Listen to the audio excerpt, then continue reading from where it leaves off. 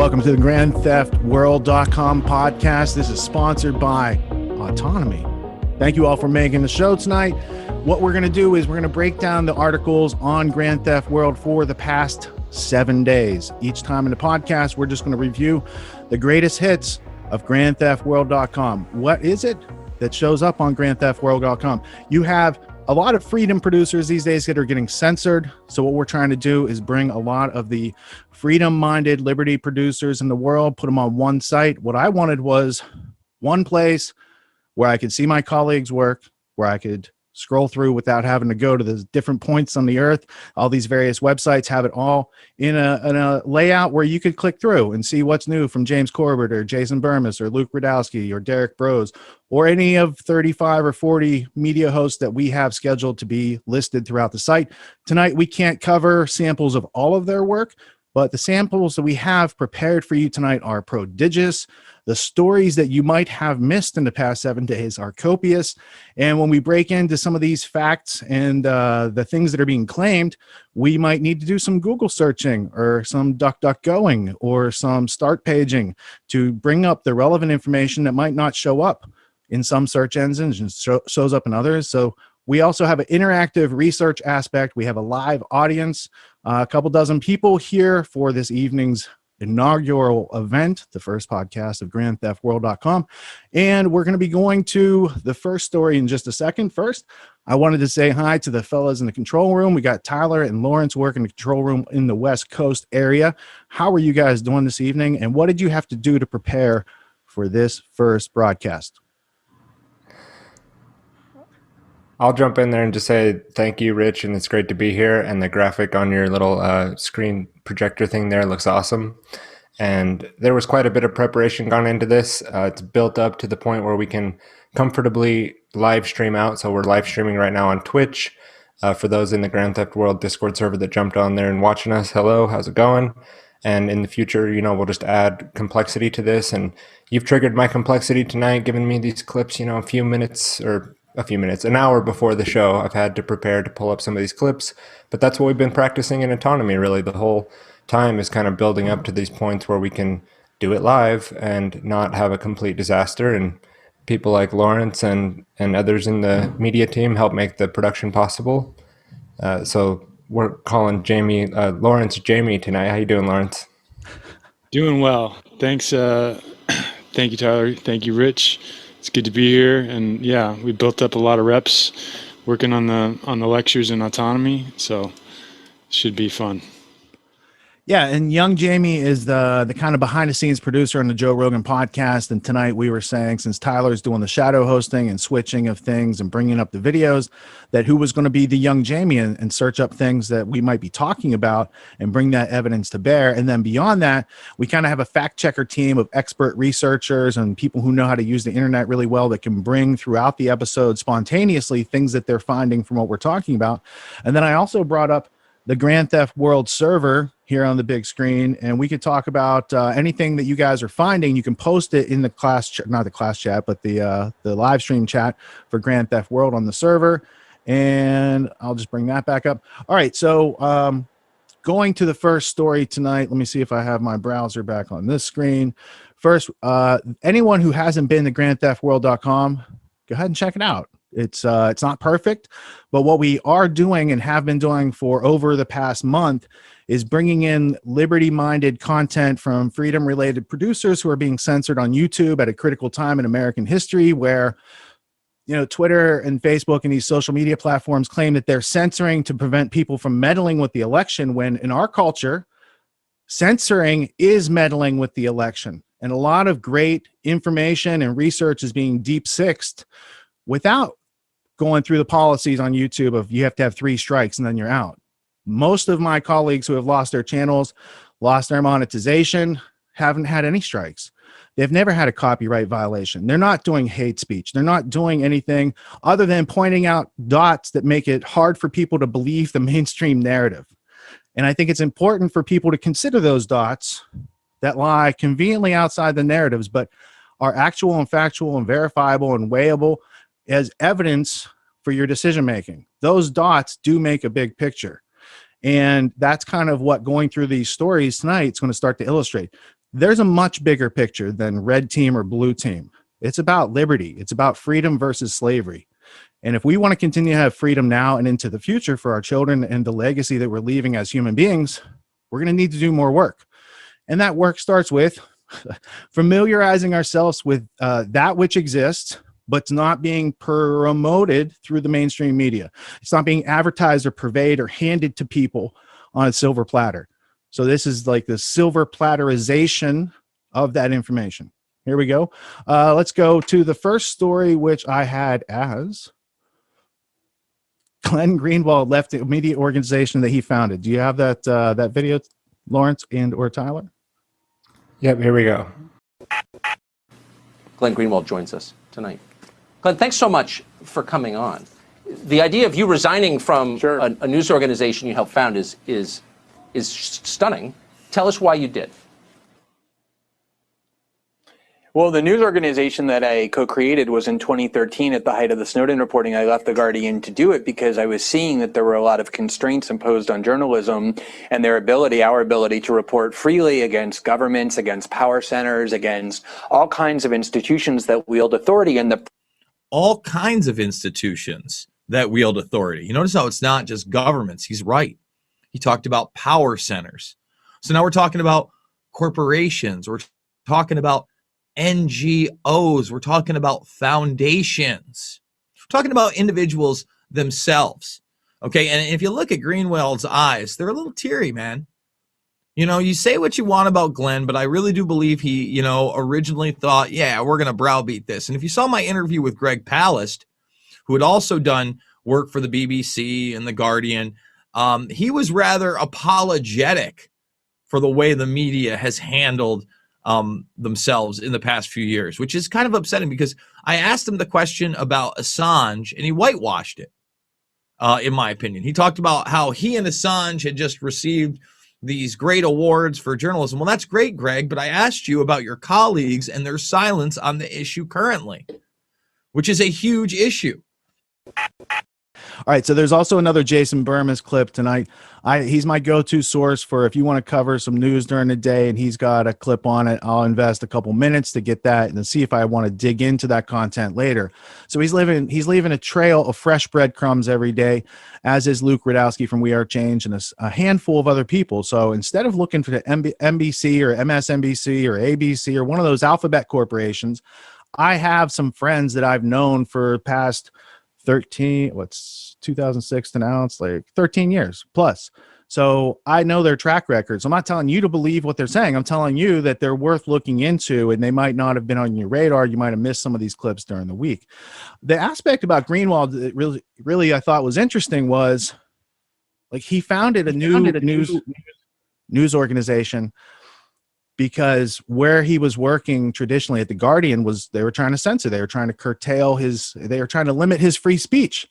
So he creates an organization with two other whistleblower type of journalists, Laura Poitras and Jeremy Scahill, who did some good work on Blackwater back in the early 2000s.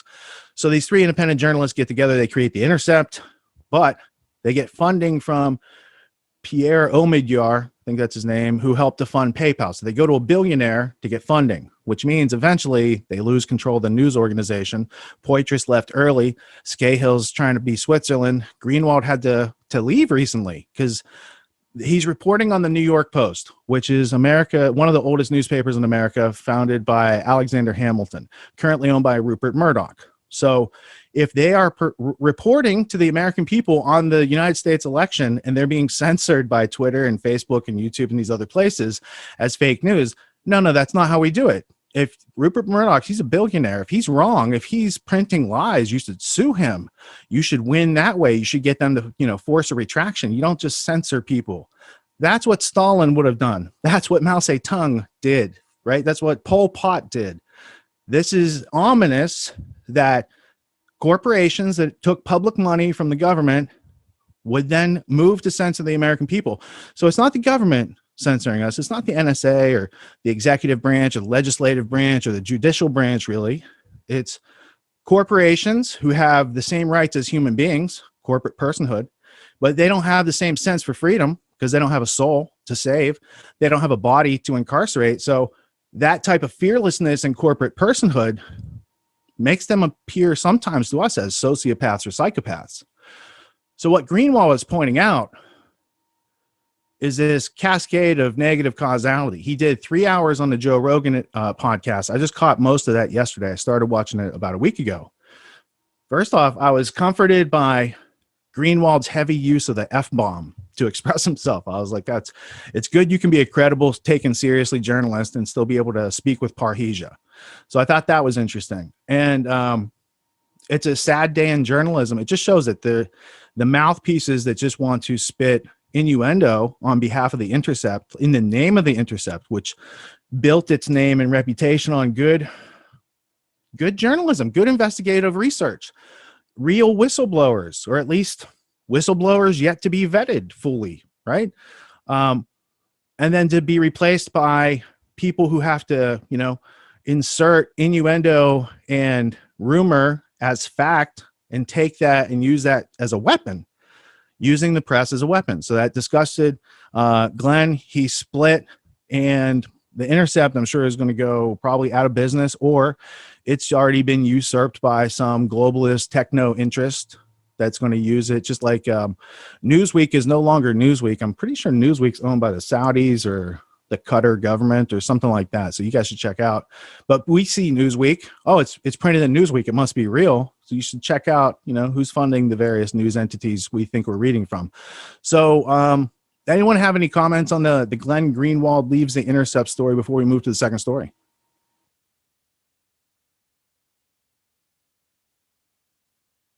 It just shows, I think, one of the slippery slopes of how dangerous journalism censoring in general can be. And when you censor like, what was it, like New York Times got censored off Twitter recently when it started out with Alex Jones back in the day, and people are not really worried about that, not really caring. And now you have like mainstream media outlets, which is not like saying that they should have any preference over anything else, but they're also getting censored for posting things that are actually seemingly pretty factual and have a lot of weight behind it as far as the evidence that they were providing at that time. Now, more evidence has come out talking about the Hunter Biden laptop since then, so maybe at that time it wasn't quite well known and they didn't quite know what they were dealing with and just wanted to have it lay low for a while, giving them the benefit of the doubt there. But that's the kind of stuff that starts happening. And then when you have AI algorithms just picking off whatever offline based on keywords and whatever other algorithmic programming has been done to have it trigger for certain things, you don't even have human beings sometimes doing the censoring. And so we're relying on technocracy basically to tell us what information that we should be allowed to see, if you're relying on these main platforms anyway. So well, I think one of the good questions that could have been brought up in the Greenwald interview would have been if Rogan asked Greenwald, hey, when Alex Jones got censored and they banned him from everywhere, maybe if you stuck up for him, you wouldn't be leaving The Intercept, right? Because so what's the famous quote from World War II? They came for this group, but I wasn't part of that group. They came for this group, I wasn't part of this group, and it goes down the line. And when they came for me, there was no one left. Glenn Greenwald's like, there's no one left, man. Everybody else already got banned who could even talk about you getting banned, except for Rogan, basically. And they keep, excising freedom and liberty loving people from those social platforms that were paid for with the taxpayer dollars of those same people that they're banning. So there's that aspect too that's going on. The censorship isn't just against the producers of media that are getting censored and banned on YouTube. It's against their audiences. It's against you. That's the real discrimination. Because as a YouTube consumer, they can advertise to me. But when I produce something on YouTube, they said, oh, your message doesn't fit our advertisers. Yet everyone in my audience, you guys all spend money on stuff every day from advertisers. So the fact that YouTube started pulling back and said, we monetize you guys to get you on the tit of YouTube, so you'd be like doing what we want, and then they could take that away. You don't have another business plan to support yourself, and that's them controlling. They're asserting control. If they pulled away their money and everyone's like, we got plenty of money coming in through our personal media platforms elsewhere, nobody would have, cared. That wouldn't have been a power expression. YouTube knew exactly what they're doing. giving lots of people easy money from the ads, and then selectively starting to demonetize, and then cascading that into a wave of mass censorship leading up to this election.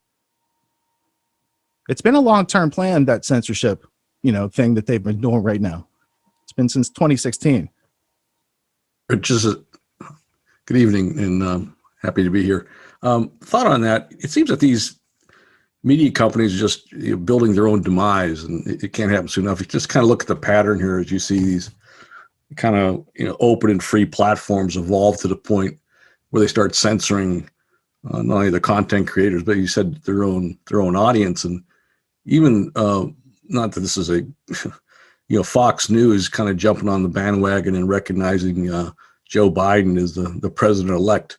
He just took their entire audience, which is core conservative Trump people, and just they're gone, right? So how long can they last just by with this business model? It's a stupid business model to continue to piss off your clients and just abuse your client base. So I think that platforms like BitChute and LBRY.TV and they're just going to keep rising in popularity.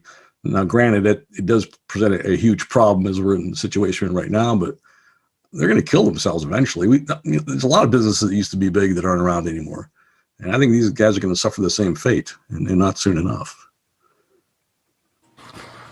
Lawrence, you had a document pulled up there. What was that you found? Yeah, the quotation, Martin Niemöller. Sorry, first they came for the socialists, and I did not speak out because I was not a socialist. Then they came for the trade unionists, and I did not speak out because I was not a trade unionist. Then they came for the Jews, and I did not speak out because I was not a Jew. Then they came for me, and there was no one left to speak for me. And if memory serves, was it Martin Niemöller? Wasn't he a reverend, like a Christian reverend? So yes, there was a group of people that sat around in Germany and watched all these things happen. And by the time they were like, it's too late. So they had heard other people saying, hey, there's some unfairness going on. But because they weren't part of those groups, or because he wasn't part of that group, him and his flock did not come to those people's aid. So that's why there's that saying, there's a quote that says, I may disagree with what you have to say, but I would fight to the death for your right to say it. That's attributed to whomever. It's not a real quote when you flesh it out, but it is a real idea. So I don't know who needs to say it to make it a real thing that people can pass around, because people seem to get hung up on that. That's a specious quote. It doesn't have a good reference. I don't care. It reflects reality. So somebody attach their name to it and let's move it forward. These types of things need to be done to move us into a place where we are no longer at the beck and call of whatever mainstream media is telling us to do or react or how to feel next. A lot of people have their emotions on subscription. They're not paying for it, but they're paying for it with their time and attention to those channels. And without doing something like, hey, let's throw an idea out there and let's, bat it around and let's see if it holds up. And is there anything to this, or is it much ado about nothing? That type of useful criticism, journalism, questioning, inquiry, these sort of research, that's not done in those mainstream organizations because that's not their job anymore, if it ever was their job. It's more about how do we get the public to move a certain way. It's all about them changing behavior. If you look into Bernays or Lippmann or any of these books on psychological warfare and propaganda, they're trying to change people's attitudes, behaviors, and beliefs slowly over time. That's what advertisers pay for on those multi-billion-dollar platforms. Mr. Ferlin. I'm sorry, I was trying to look for the chat. It's actually a woman writing a book about Voltaire that said that quote, Evelyn Hall. Thank you, because most people attribute it to Voltaire, but it was actually in a book by a woman who wrote a book about Voltaire. And Friends of Voltaire. Voltaire's real name was Francois Marie Arouet, and Voltaire was his pen name. There you go. There's new information for you at home. Thank you for that contribution, Eric. You're welcome. That's why I love having a crowdsourcing show. I don't have to know everything. I don't have to be perfect. I just have to show up, discuss these articles, and you guys can bring the nuggets of gold as you find them. If I don't already have a little storehouse set aside for you, you can be self-reliant. All right, do we want to move it? Let's move to the next story because we got a bunch of stories to cover. The next one's title, it's on grandtheftworld.com. It's called Fraudster Caught Registering Dead People as Democrats in Florida. No votes cast. And this looks like it probably comes from Timcast, October 31st, 2020. And it would be on the Timcast YouTube channel would be the source. We'll start putting all the source materials. I mean, it's actually on Grand Theft World already before we do the show. So how good is that? You just have to look. Let's go ahead and see if that rolls, Tyler. Let's read and see what's going on with this guy. Trying to register dead people. Fox News reports. Someone appears to have attempted to register dozens of dead people as Democrats in Florida. Stephen Vancor, Broward County Supervisor of Elections spokesperson, confirmed in an email statement to Fox News. Officials in Broward County, a Democratic stronghold in Florida's second most populous county, uncovered the scheme over the summer. Fortunately, the system we have in place works. The improper registrations were flagged in a timely manner, and the information was turned over to law enforcement for prosecution, Vancor added. We are also pleased to inform you that there was no attempt by this person or persons to cast a ballot, which is good news. Okay, it's good news. All right. Florida, a key swing state in the 2020 election that is heavily targeted by President Trump and former Vice President Joe Biden campaigns. Broward County Supervisor of Elections officials flagged the registrations as suspicious and turned them over to the Broward State Attorney's Office. We cannot comment on an ongoing criminal investigation, State's Attorney Office spokeswoman Paula McMahon told the Associated Press in an email. But the correspondence between the State's Attorney's Office and Broward Elections Supervisor Pete Antonacci shows that officials could not determine who mailed the registrations because there was no return address. The registration applications were received in 19 envelopes. 30 of the 51 were verified by the state's attorney's office as being deceased. The identities of the other 21 could not be verified by only date of birth and name. Assistant State Attorney Tim Donnelly said in a letter to Antonacci, dated October 22nd, the incident was first reported by South Florida Sun-Sentinel, which reported that someone from South Carolina submitted at least 50 voter applications to the Broward Elections Office, and about 30 of the people were dead. 5 of the names were already on the voter rolls, but investigators said no absentee ballots had been requested. The deadline to request the ballot was October 24th. The Sun-Sentinel reported that at least 3 of the applications evaded detection and were added to the Broward voter rolls in July. 2 of those people had died in June. The registration applications were sent in 19 envelopes, though authorities have yet to determine who mailed them. All right, so I didn't think that was that big of a deal, but like these articles get posted on Grand Theft World automatically. So what we are doing is pulling from RSS feeds of Timcast or Jason Burmas or James Corbett or Mark Passio or any number of producers that are listed on the site. And these are all listed under current events. So if you can go to the current events tab on Grand Theft World when you get a chance, you'd see all these articles in their entirety, all the videos in their entirety. So if there's a clip that we're just showing you a sample of a video that we reviewed and found useful in the past week and informative, then you have the opportunity to go into the source material and see everything and dig into whatever references you want to whatever your heart's desire.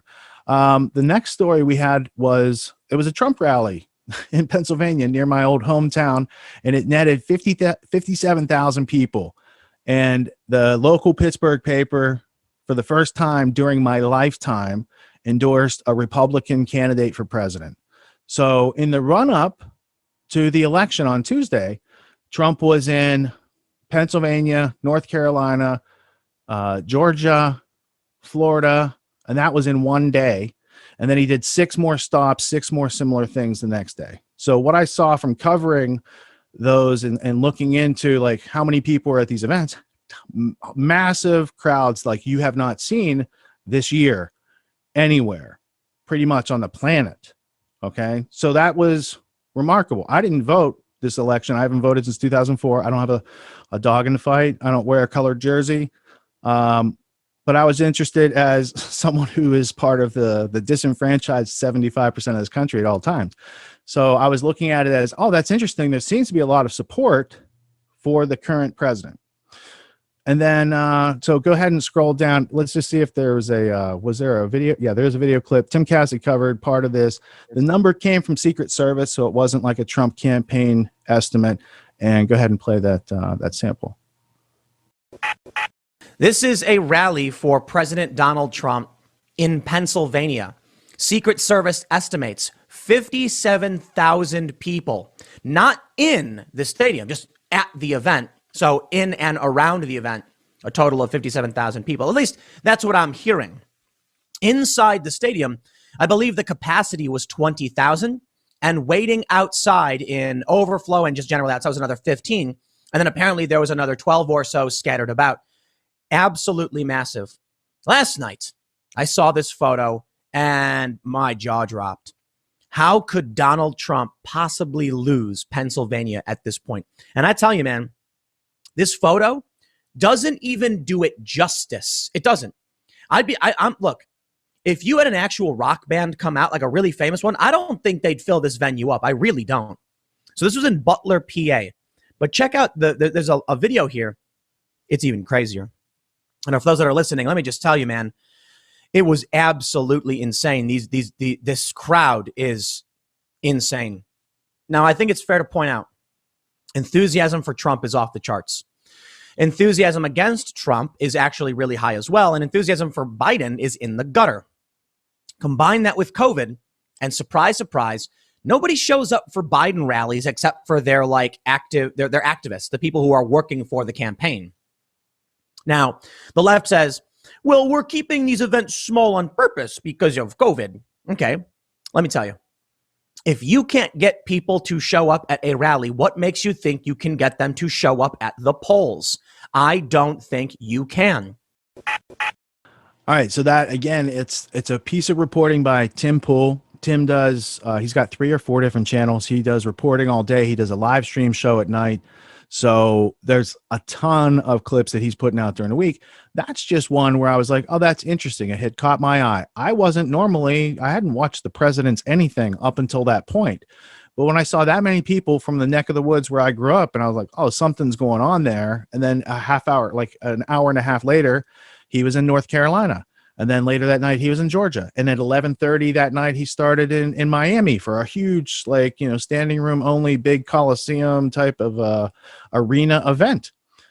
So I was like, okay, going into the election, what's going to happen? Well, before we could even see the election, censorship started. The next story is Facebook purge is here. Pro-Trump groups wiped out. Twitter suppressing Trump votes. So this is another Timcast clip from, let's see, original published date, November 1st, 2020, 10:30 p.m. The purge of social media has begun. Already, I'm getting inundated with messages from people saying I was banned, I was blocked, I was locked out, my page was shut down. And Donald Trump actually intervened and helped one page out of all the other pages that have been shut down. Facebook reinstates NJ Women for Trump group with 29,000 members and admits to enforcement error after President flag that had been taken down without reason. No, I'm sorry. It's not an enforcement error. It's Facebook actively conspiring against the United States. Okay, maybe a little strong on that one. Okay, I'll walk that back. Facebook is doing everything in its power to subvert our democratic process. The Democrats have done the same thing with changing our voting structure. And they would say that we are the ones, that Trump is the one cheating and changing the rules and moving the goalposts.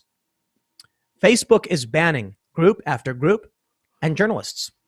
Ladies and gentlemen, Ford Fisher. Ford Fisher is a journalist respected and loathed by everyone. And what I mean by that is he's respected by everyone, both sides or all factions, and loathed by many people of all factions because, well, he's a journalist, he covers the news, and it's not flattering for everybody. Ford says, I just posted a video of police arresting protesters onto Facebook. When I went to share it into a group, it's a group for supporters and friends of Bose TFC's Fifth Column Network, I got banned from, quote, complex entity interactions until December 29th. Reporting the error yielded an error. He says, this is the video itself. For some reason or another, Facebook has taken the position that viewers should not be able to share videos of riot police arresting activists during election season. It's very, very strange. So what does this mean? You're temporarily restricted from complex entities interactions until December 29th. Until the new year? Ford is banned from sharing these videos until the new year. Why? What's going to happen? in December. Makes you think, doesn't it?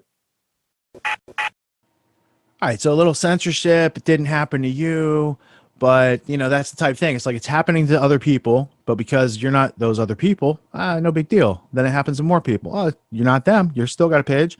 No big deal. Well, this has been going on. I mean, I did a talk in 2017 at the Porcupine Freedom Festival. So most of you have seen my 2019 talk, How to Win a Rigged Game.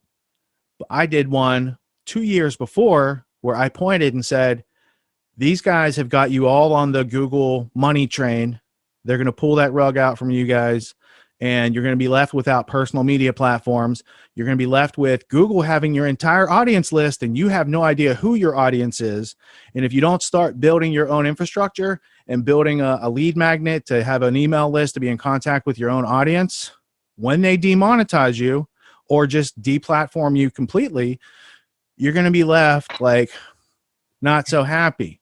So 2 years before I did the How to Win a Rigged Game speech, I did a whole hour. It was probably close to an hour, I think, maybe 45 minutes, on the forthcoming trend that they said they were going to do. Like, they've painted the things they're doing out right now in scenarios they've been writing since 2007 that I'm aware of. That's the future they're planning. And if you don't get in the way of that, if we don't drag our feet a little bit and talk in terms of real ideas with substance and meaning to each other at critical times in history, then they're going to continue to achieve everything they want, which is all deleterious to our freedom, both physical and cognitive liberty. So your physical freedom, your cognitive liberty, that's all on the line. The censorship problem. So when I walked in the kitchen the other morning, I got up, my wife says, I'm locked out of Facebook. Facebook has banned her. She hasn't been on Facebook in like months anyway. So the thing, whatever they did to lock her out, has been waiting for her to log in, and then it triggers and says, but it just happened to be she tried to log in like right before the election, and she was even surprised, caught her off guard that what was the last thing she posted months ago? So why are things being triggered now? Or is it just suppression of people with ideas? And they don't want you logging into the internet at a very critical time for their plan. They don't want anyone upsetting the apple cart with information like from anywhere, from whistleblowers, from laptops being leaked out there, from the FBI after they sat on it for a year. A whole bunch of interesting things were going on that were just kind of getting scuttled in the noise of the MSM, right? That overarching noise, that overwhelming noise that people begin to think that's the signal. And then when you have real news come in front of you, then you're like, oh, that's signal. That you can hear that music. So let's get rid of that noise so you can hear the music better. The next story. Joe Biden plans leftist equity credit scoring system if elected. So he's talking about bringing the Chinese social credit score here. And I would argue it's already here. So get ready for it. Let's roll to the clip. I'd like to show you this tweet from Andrew Sullivan. He says, Biden-Harris backs the enforcement of equality of outcomes for everyone in America. What else could this mean? And there's an image that says, equitable treatment means we all end up at the same place. Giving people resources so that we all end up in the same place is communism. Now, I know the left is going to say, haha, Tim's talking about communism. What an idiot. It is. In this image put out by Kamala Harris, or I should say by the Biden-Harris campaign or whoever, I don't know who put it out, but it's promoting the Biden-Harris campaign. She talked, there's an image showing a mountain, a white guy standing on the ground, and then it's like sunken ground well below where the black person is. They throw the ropes down at the same length, but the black person can't reach the ropes. They say, see, simply providing the same resources and telling everyone to compete isn't fair. We need to provide everyone with the resources, and then flowers bloom and the ground grows so that we can all end up at the same place. We don't want to end up at the same place. Meritocracy is the point. The people who know how to do things and succeed, and then help everyone else. It reminds me of the farming and food shortages, the farming crisis and food shortages we've seen from communism, where they take away the land from the landowner, the farmer, and give it to the workers. The workers don't know how to manage a farm. The farm collapses. Everyone starves. That's the point. Well, it's true, as I've shown you. In their unity plan, they want to create a new reporting agency that will be non-discriminatory, We know what their language is and what it means. When they say non-discriminatory, what they're really saying is, well, we need to give certain groups a leg up, which is literal discrimination. They're arguing it's not racist because they're helping. It is racist. Now, the CDIA says the document comes on the heels of the Democratic Convention to be held in Milwaukee this August 17th. This is an old document, by the way, and is a first attempt to unify the party and prove to the Bernie coalition that Biden has not forgotten them. The document lays out the policies where the moderate Joe Biden will meet the Democratic Socialist Bernie Sanders and other task force members like AOC, author of the Green New Deal. They uniformly agree that the existing wealth gap, and rightfully so, is ever expanding in our country, and propose policies to lift this economic anchor that is dragging the working poor down. What is clearly missing in this document is the absence of Medicare for all and the Green New Deal, the two most important legislative proposals to Bernie and AOC's followers. Biden is willing to agree to some leftist proposals, but on his moderate terms. Anyone want to comment on that?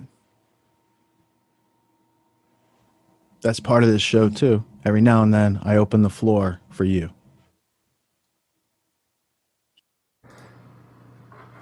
We got like 20, 30 people in here tonight.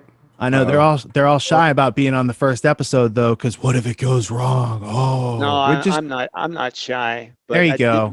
Cojones Raymer. Sorry, I didn't know what the topic was though, because I just came into the call. What was it you just commented on? I saw Tim Pool there. Did you call him Tim Fool? He's a smart kid. He's a smart kid. I like Timmy. I think we were talking about doublespeak. Was what we were just talking about. George Orwell's doublespeak. Was Tim double speaking, or I wouldn't expect him to double speak though. I listened to Pool. See that? You guys could have spared Matt had somebody who listened to the clip just stepped in, and Matt threw himself on the grenade, and he's like trying to put his guts back in him.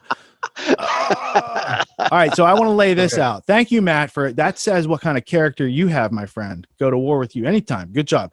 All right, so what I want to lay out is the angle of the credit score. That's what Biden was talking about in that clip that Tim was referring to, as far as the social credit score and bringing that to America.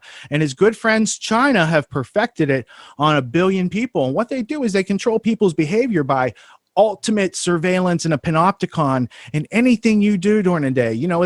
They might think you spend too long in the bathroom. Ding, ding, ding on your social credit score. They might not like what you buy at the grocery store. Ding, ding, ding on your social credit score. You might be trying to grow your own food in a garden. Ding, ding, ding on your social credit score. You might be publishing a blog or made a post on Facebook or said something to somebody that made it back to the social credit censors like the Stasi or the KGB, and it's ding, ding, ding on your social credit score. So what does that mean? It doesn't mean a worse interest rate. It means absence of access to food, transportation, your family, to housing, to the things that we used to call freedom and liberty. They want to take away, or they'll provide it to the people who are excellent at following their instructions of totalitarianism.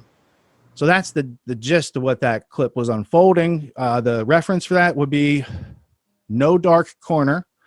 It's a 27 or 28 minute clip on Australian broadcasting company ABC Australia from last summer. Check it out. That's what's being referred to in the clip. Anyone else have comments? Just makes you want to join Facebook. Well, what if you were part of social media? What do they do then? I mean, curious. Insofar as what? If you're on social media and you post something they don't like? If I quit Facebook and Instagram and Twitter and I just don't participate in their system, are they going to still penalize? No. Your insurance company, your bank, your phone, your internet company, everything that you're connected into is connected into the social credit system. Okay. Absolutely, from the top down. And they've already trained people with the little insurance app you got on your car for, Progressive or whatever. I'm saving money because I got the app. That app, part of it is it tracks you all over the place. Sure. So if you go too fast or too slow or stop too fast, it's going to ding you on the insurance. They have that now for your whole life is what they're bringing. And that's what's been going on in China. And they love it because they never had freedom.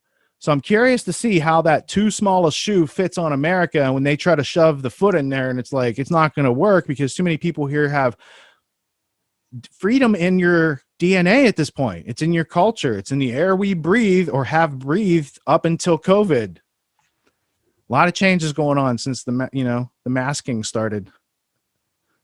I think that's the whole point, right? You got to scare Yeah. people into wanting to give up their freedom. Yeah, it's one of the popular things, fear and pain. And if you don't go through fear or pain, you're going to end up in their cattle chute. Yeah, I think that it might go a different direction. I think. Please that, elucidate your thoughts. Well, I think it was Piaget that said, like late 1800s, that you couldn't, through a totalitarian system, you could not force people to do anything. He said you have to bribe them. So they might try fear at the beginning, but later it'll be like, well, we're going to give you these extra things if you do this. They're going to bribe you're right. you. But that's what Piaget, he influenced Aldous Huxley, and that's what Brave New World shows, as opposed to Orwell's 1984, which was more of a dirty totalitarianism. Brave New World was the pharmacopic, what do they give? Soma. It's like a pharmacopoeia. People love their servitude because they don't have any connection with reality anymore, and they don't know what freedom was, right? So I think they did take Piaget, like Piaget's observations is that voluntary interaction has to be involved. And so that is there. They're not going to mandate you get a vaccine. They're just going to say, Mr. Store owner, if people come in here without a vaccine, you could lose your store. So he's going to say, or she's going to say, halt, don't come in here to get food for your family unless you guys all have the certificate or the Bill Gates trademark, whatever it is they want to push on people involuntarily. So there's that aspect. Or they might say, oh, if you don't have the vaccine and you can't get access to food, you know what? If you give us a handgun, we'll let you go in for 5 minutes, right? And they'll just have people hungry people will turn over their arms. That's what Kissinger knows. Kissinger knows that. They control people through food in the third world. The people that are playing against freedom, they overthrow countries all the time. They overthrow and control elections all the time. Several times a year for the past 70, 80 years. So the uneducated person watching TV thinking they see their election unfolding and it's like all legit, doesn't know the first thing about what they're watching. That's the fact. Anyone else with a comment before we go to the next story? Because the next story is pretty cool. Yeah, I think the compliance is here in America of the technology is biotech. I think that's how the compliance will be ushered in. Like you said, China is a communist country, so they don't have a choice. But here with COVID, we have biotech where, okay, little by little, you have people contact tracing. So people are going to comply because the sell is that it's going to be for health safety. And so which seems apparent, but people are just, that's how they have people comply. And the proof of that is, look at things that can't go on in this country because we have freedom. So there are some moral and ethical bounds to the type of human experimentation that they will conduct in public. But in a place like China, where it was controlled and had 50 million of its own citizens killed by its own government in the last century, they'll pretty much do whatever to its own people. They have a whole slave concentration camp set up over there with the Uyghur Muslims. So, when COVID went down and their slave factories went down, they had to pull those slaves with COVID off, and they were going to ship in these other slaves with low immune systems, malnutrition type people from the concentration camps. I believe that's how they kind of kept some stuff open, but I'm not going to make that open claim because it's not open. Like, we don't have time to dig into that right now. That's not the purpose of this first episode. From what I can tell, manufacturing hardly even skipped a beat in China. I have a contact that does manufacturing in China, and they were out like 2 weeks and then they were back. A lot of this is hyperbole to scare the rest of the world, in my opinion. One piece that's not hyperbole is right before COVID, like a week or two before the first declared case. This was first week of December 2019. The Chinese government made mandatory vaccinations legal for all of its citizens. So right before the thing, they made sure to get the whatever law passed through their kangaroo system that they run over there.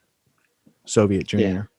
Well, as far as human experimentation, under Obama, there was a very bad precedent set with the diesel fumes experiments. I believe it was in North Carolina. North Carolina, yeah. Yeah. Yeah. Who's our fact checker for this? Somebody pull up the United States doing secret testing on hospital patients who are unwitting by putting diesel fumes into their accommodations to see how they would react. That's a recent, in the last 10 years type of story. So let's see who can find it. And I guess in the future episodes, we're going to start offering bonuses. We're going to have something to give away to our fact checkers, because that's a cool thing, like who can get it first. And that's going to really build out our muscles and being able to find information quickly and convey it to the audience. Is this Volkswagen specifically? I don't know that it was Volkswagen. No, that's Volkswagen. Emissions is a different subject than the human experimentation in North Carolina in a hospital where they put diesel fumes into the accommodations there. But we can leave that for a second. We can start to cover the next story. And when that is found, then we can have a hot news alert, whatever, type of thing we can have in the future. Yeah. We'll have a stinger. Lawrence will launch the stinger and we'll know we've got live breaking news with a document. Exactly. He needs, take it easy on the first night while he's just getting used to the fact checking. And we need to come up with a better name than fact checking, because that's horrible. And it's just then the young Jamie Jr. Yeah.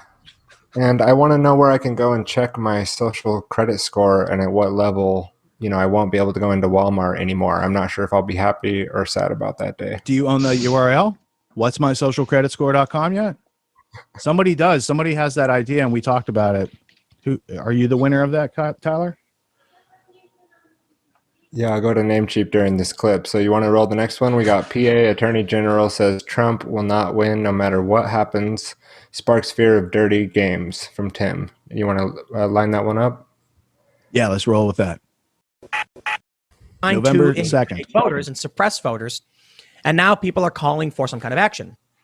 We got a story here, though, from the National Review that breaks down why it's so egregious, considering Pennsylvania is the most important state by most forecast models, and it's been a disaster. The National Review says, Pennsylvania's attorney general makes a bad situation worse. No state in the union can match Pennsylvania's perfect combination of electoral college importance and potentially messy ballot counting problems. Up until this year, the state had strict requirements for absentee voting. In light of the pandemic, the state massively expanded it. But now the state worries about how many voters will forget to place their completed ballots inside a provided secrecy envelope and have their ballots disqualified. You know what I don't get about this? I voted by mail. Well, I should say I got a ballot in the mail. I dropped it off in person. I opened it, looked at the envelopes that they gave me and said, okay, read the instructions, filled it out, and I was done. Why is this only happening in Pennsylvania? What about all the other states where secrecy ballots may cause serious problems? This year, the state rejected 372,000 absentee ballot applications. More than 90% of those applications, or about 336, were denied as duplicates, primarily because people who had requested mail-in ballots for the state's June 2nd primary did not realize they had checked a box to be sent ballots for the general election too. Allegheny County, which includes Pittsburgh and is the second most populous county in the state, accidentally sent out 29,000 copies of the wrong ballot to voters earlier this month, giving people ballots for races in other districts. The county is sending out replacement ballots, all in a state where Biden leads the polls in aggregate by about 2 points more than Hillary Clinton did 4 years ago.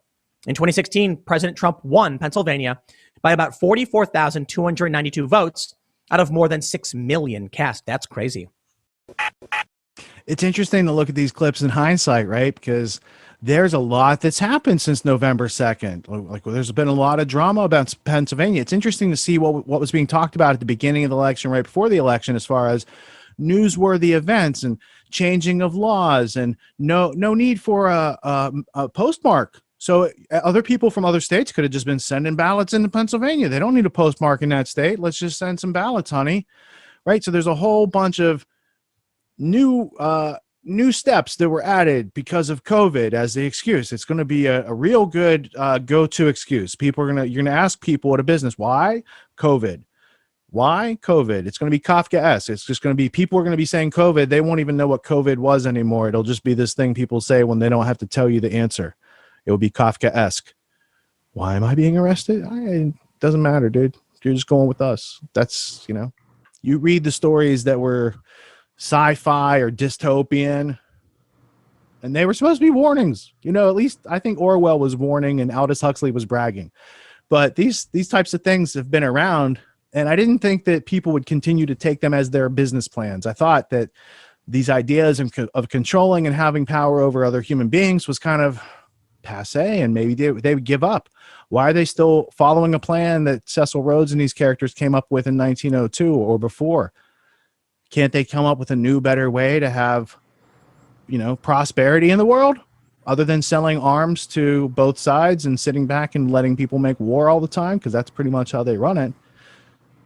Anyway, so the attorney general of a key swing state decides ahead of time, prior to seeing any evidence, that it's not going to go in the president's direction any way, shape, or form. I thought they were supposed to be objective. I thought attorney general, it's like that's like a top law official in a state. When that's like crooked as all get out, like crooked as my elbow, what could you hope for? Chaos, which is, the media thrives on chaos. That's for sure. Who has a comment on that piece of information? That news nugget. Looks like we might have more. Yeah, sorry. Go ahead, Don. No, go One of ahead. the issues at hand there are the psychological traits of like conscientiousness and orderliness. And those will certainly fall on one side of the political spectrum or another. And if you're doing things like, some people certainly are the kind of person who would just be like, I filled out the name, now I'm going to just check every checkbox and call it good and not read the checkboxes. And then some people are going to be like, it's in an envelope, or maybe I like my envelope better. My security envelope is more secure than your security envelope.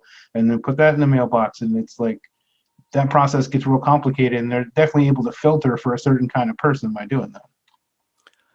Well, I also think that there's the opportunity, and has been, for a better way to track our individual choices. Like if we're going to vote, can't there be some sort of electronic blockchain, unhackable? There's a public record.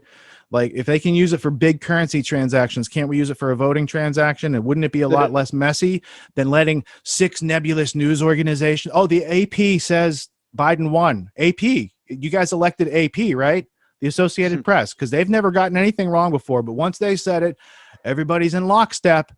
Just like when, before you were told about the COVID, all those casino owners and sports team owners, whatever those people were told, they were all right in lockstep right away, baby. They gave up all that money that they had in sales and tickets and network and all this stuff. They put it all on hold because they were told a much bigger story than anybody in the public's ever been told, right? So there's a lot more going on. And these are just little tips of icebergs that we're identifying. I didn't realize they were all like Tim Pool clips when I chose them. I was just going through the latest in the past week, and he does produce a lot of content. So it's a numbers game. This next clip up, I don't know if we have a selection from this. Let me think of what the hottest spot was. Go ahead. Lawrence had something for us, and I was going to say Tim Pool. I don't watch him very often, but it shows, I don't know if it's Orwellian or Huxleyan or Brave New Worldish, now that we have people read our articles to us and make a living doing it on YouTube, because it looks like he's covering a lot of source material, just going over a lot of articles that he's found and dug up and stuff. And I find that super helpful, me personally, because I have a hard time reading an article, sitting down. I'll admit, my attention span's a little bit shot, and I prefer something reading it to me while I'm kind of either washing the dishes or doing something else. So that's kind of cool, and kind of, like I said, it's a little bit Brave New Worldish, Huxleyan-ish as well. I don't know what you call it when that was Fahrenheit 451, where people fell in love with the telescreens and they burned books, and they banned and burned books. And the firemen who used to put out fires in our time became people who set fires in the future, right? That's Fahrenheit 451 by Ray Bradbury. But eventually, like what we're trying to do is I'm pointing out these people who are doing research and deep dives on these documents so you can find these nuggets on your own. But eventually we're going to find some stuff that they should have researched, and we can find the stuff that falls through the cracks and like help to proliferate that information as well. LD, did you have that document that you brought up? You're sharing something on screen. Is that what's going on? All right, so what I pulled up, I've got a Forbes article, and just to point out, this article is more than 7 years old. They let you know. Just It's interesting to, but yeah, this article is from 2012. The EPA charged with lethal experiments on hundreds of unsuspecting subjects at the University of North Carolina School of Medicine. So you can look this one up. This is just a pretty simple Google search, and we've got there's some other sites. This one had some images, treadmills and a little plexiglass cage. And over here, this site, EPAHumanTesting.com, there's a quotation: particulate matter causes premature death. It doesn't make you sick. It's directly causal to dying sooner than you should. And that's EPA Administrator Lisa Jackson speaking to Congress in 2011. Well, that's interesting because I had you look that up for the EPA test on patients at University of North Carolina just 7 years ago, because the EPA did other tests on human beings in New York City by telling everybody the air was safe. And then a governor of New Jersey, Christine Todd Whitman, telling everybody everything's fine. And then Pataki and Giuliani, who we've seen on TV lately, right? He's Johnny on the spot, in 9/11. So there's a repeating song. It does rhyme. What's going on? There's a lot going on out there, and I don't think people are going to see it until the dust settles. It's a bad pun, but it's timely. Last thing here. This was a NIH site. Title of this paper: experimental human exposure to air pollutants is essential to understand adverse health effects. So, all right. So the next thing I want you to look up, Lawrence, while we're talking about the next article, is the experiments during World War II, not in Nazi Germany, but in Japan, where they did they'd stick some pilot's arm into liquid nitrogen to see what the effects are. So both Nazi Germany and Japan were used to conduct human experimentation, the likes of which the rest of the Western countries wanted to know the answers, but did not want to do it on their own ground. So they had the enemies do it. And then after the war, guess who gets all that information? Operation Paperclip. Oh, let's bring that in here and let's build the SR-71 and the U-2 spy plane, and let's put Gary Powers up there at 100,000 feet, because we know from these Japanese experiments and these Nazi paperclip experiments how to keep our soldiers safe in the name of freedom. I don't know. I don't know what the study's called, so I don't want to call it that Japanese study from World War. Are you referring to Unit 731? Yes. Thank you. Yeah. Okay. I mean, I can. Sounded like Adam James was going to chime in on that. Sorry. Oh, yeah. You got Adam? Adam James, host of the One Room Schoolhouse. What do you got? That was Unit 731. I was just going to throw that label out to Lawrence as he researches, but those were actually done by the Japanese to the Chinese in Manchuria. And that was America made a deal with them with all the scientists to take their research in exchange for never prosecuting them or seeking any kind of justice through war crimes. And there was a similar deal cut with somebody that dealt with Nelson Rockefeller in The Witness Tree by John Loftus. There's a different story that's kind of the parallel same thing, different area, repeating history again. Is there a book on that? Anyone? The Unit 731? Anyone read it? Anyone know of it? I got to get that.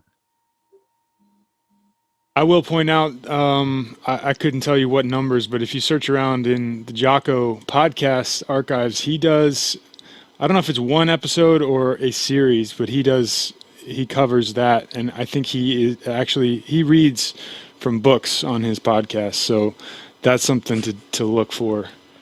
All right, cool. So who in here listens to more Jocko than I do? Because I haven't caught that part. But I listened to a little bit, and I'd be fascinated to hear that one. You want that as your homework assignment, Raymer? Sure. When do I have to bring deliver? it back to next episode? Can you do that? When do I have to deliver? Next week? Next Sunday night. Next Sunday night?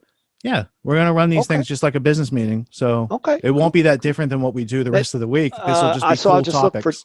I've got Jocko on my subscription list. Do I just listen to his stuff and summarize it for you guys? If I were you, I'd download all his audio, stick one of your translating softwares to pick out the words and have it deliver you an email in the morning. Isn't that how you roll? Something like that, yeah. If anybody wants to see how I source some of my books, let me try to share in a, hold on, I'm going to join Zoom on this other computer. We can't hear you though. Does someone else want to monologue this? Unit 731 testimony, author Hal Gold, publisher Tuttle Publishing, 2004. He has it in Mobi format. So nerdy Matt's already up on this subject is what we're learning, even though he's figuring out how to share a screen. What's beautiful here is not just the book. You guys can hear me now, right? Yeah. What's good here is the tool, LibGen Desktop. Access to literally millions of books and scientific articles. I encountered these guys like a decade ago, whenever it was only online. You can get like original prints of articles here.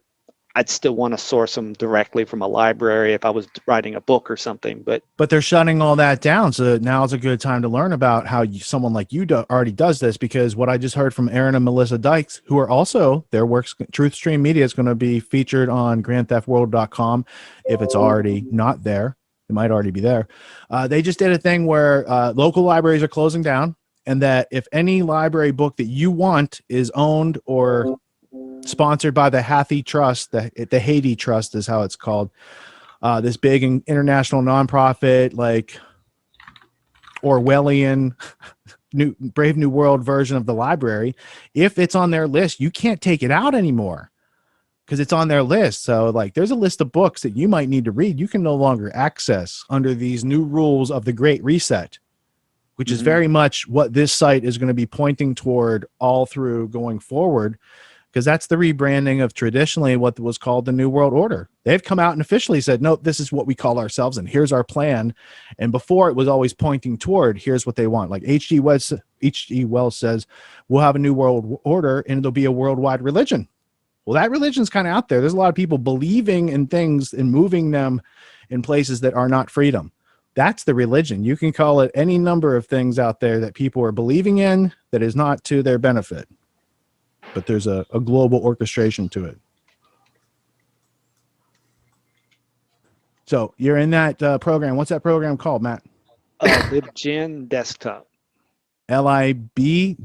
LIBGN. Yeah, right. And like I said, let me go back to the search page. You can pick here between nonfiction books, fiction books, and scientific articles. So if I wanted to, look in here for vaccines. Now this it's beautiful and it's local. The search is local. The books you'll have to download, but still beautiful. It took me a couple days to download all the indexes for the books. So instead of searching on something broad like vaccines, where you're going to turn up thousands of results, you might do something on thimerosal or some more specific, and then you could find, within that body of vaccine research, which ones talk about adverse human immunoreactions from adjuvants and the stimulants that really pop open your immune system so that the other part of the vaccine can get in. There's something about that Adam was sharing with me. It was a vaccine induced. Do you have to put quotes around it, or will it pick up that as a phrase? It's going to pick it up as a phrase. Oh. Still a lot. It's vaccine induced. Let's try putting quotes. You only need to go to the CDC's website for this information. You don't need these other sources. Thank you. We should actually have somebody who's like a sarcastic. I don't think so. You know how YouTube puts all those like caveats on everyone's videos? Like, I know this person that you're going to click on to watch this video is going to tell you some stuff, but we have a page over here that has different information, and they're like, don't look at that. So we can have somebody like that here. Who wants to be, what do we call, what's that position called? Devil's advocate? Devil's secretary? That's Toto. That's Toto pulling back the curtain. Well, oftentimes you can find information on the CDC's website that says, like 250 micrograms of aluminum is considered toxic and potentially harmful. And then at once or cumulative? At once. Oh, at once. So it's And not the question cumulative. is, So how your long body. does your So how does it body- leave your body? I'm confused. Oh, now we're into role play. Look at that. Now we're Yeah. in like, how do you actually talk through these I conversations don't with know. people? That's a good I don't know question. either. Yeah, like I had My a understanding is it doesn't. argue. My understanding is I it had doesn't. a pediatrician argue that drinking soda was about the same as injecting aluminum into your arm, you know? So why don't you just take the vitamin K shot was what she was trying to get us to do. And I was like, well, drinking out of a can is not the same as injecting something in your arm. I'm sorry, but your stomach deals with things differently than your blood system, you know? That's right. That's right. And yeah, absolutely. That is the answer, is that, yeah, you can assimilate things through your stomach, but it's not the same as getting it through your blood. And you know, you're right, you can get some of this stuff through the CDC, but there's a lot of stuff here you can't. And from one thing I learned, much gratitude to Adam Finnegan, that there are things you can't find here, you can't find on CDC, and you really have to go and get an original print. So researchers, the tool that Matt's talking about is LIBGEN. It runs on Android, I'm assuming, Matt? Oh, this is on my laptop, so it's not going to run cool. on an Right on. Android. Excellent. All right, go ahead, stop the screen share unless you have more to share on that. No, I'm good app. for now. Cool. Awesome. All right, so the next, unless anyone else has a comment on the current news story, I was going to move to the next one.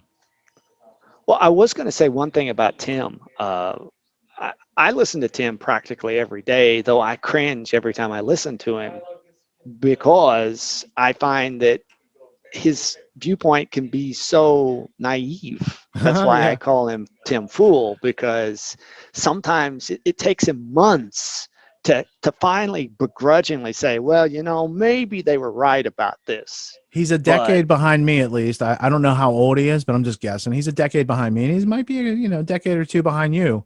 So yes, on a lot of the things that we're I giggle every time they're like, is there something above? And they're like so close to seeing their way to some dots outside of the narrative, but then they're like, they just don't know enough about it. And I'll hear these references to, oh, I heard the Federal Reserve or whatever, but they don't ever have the time, I guess, to read the books, and no one's been pointing the books out. So maybe that's part of what we'll do, is introduce those types of books, and maybe these clips will make it to them at some point, and they'll say, oh, there's some veracity to that I didn't know about. And how would they have known about it? Because there's so few people talking about these things.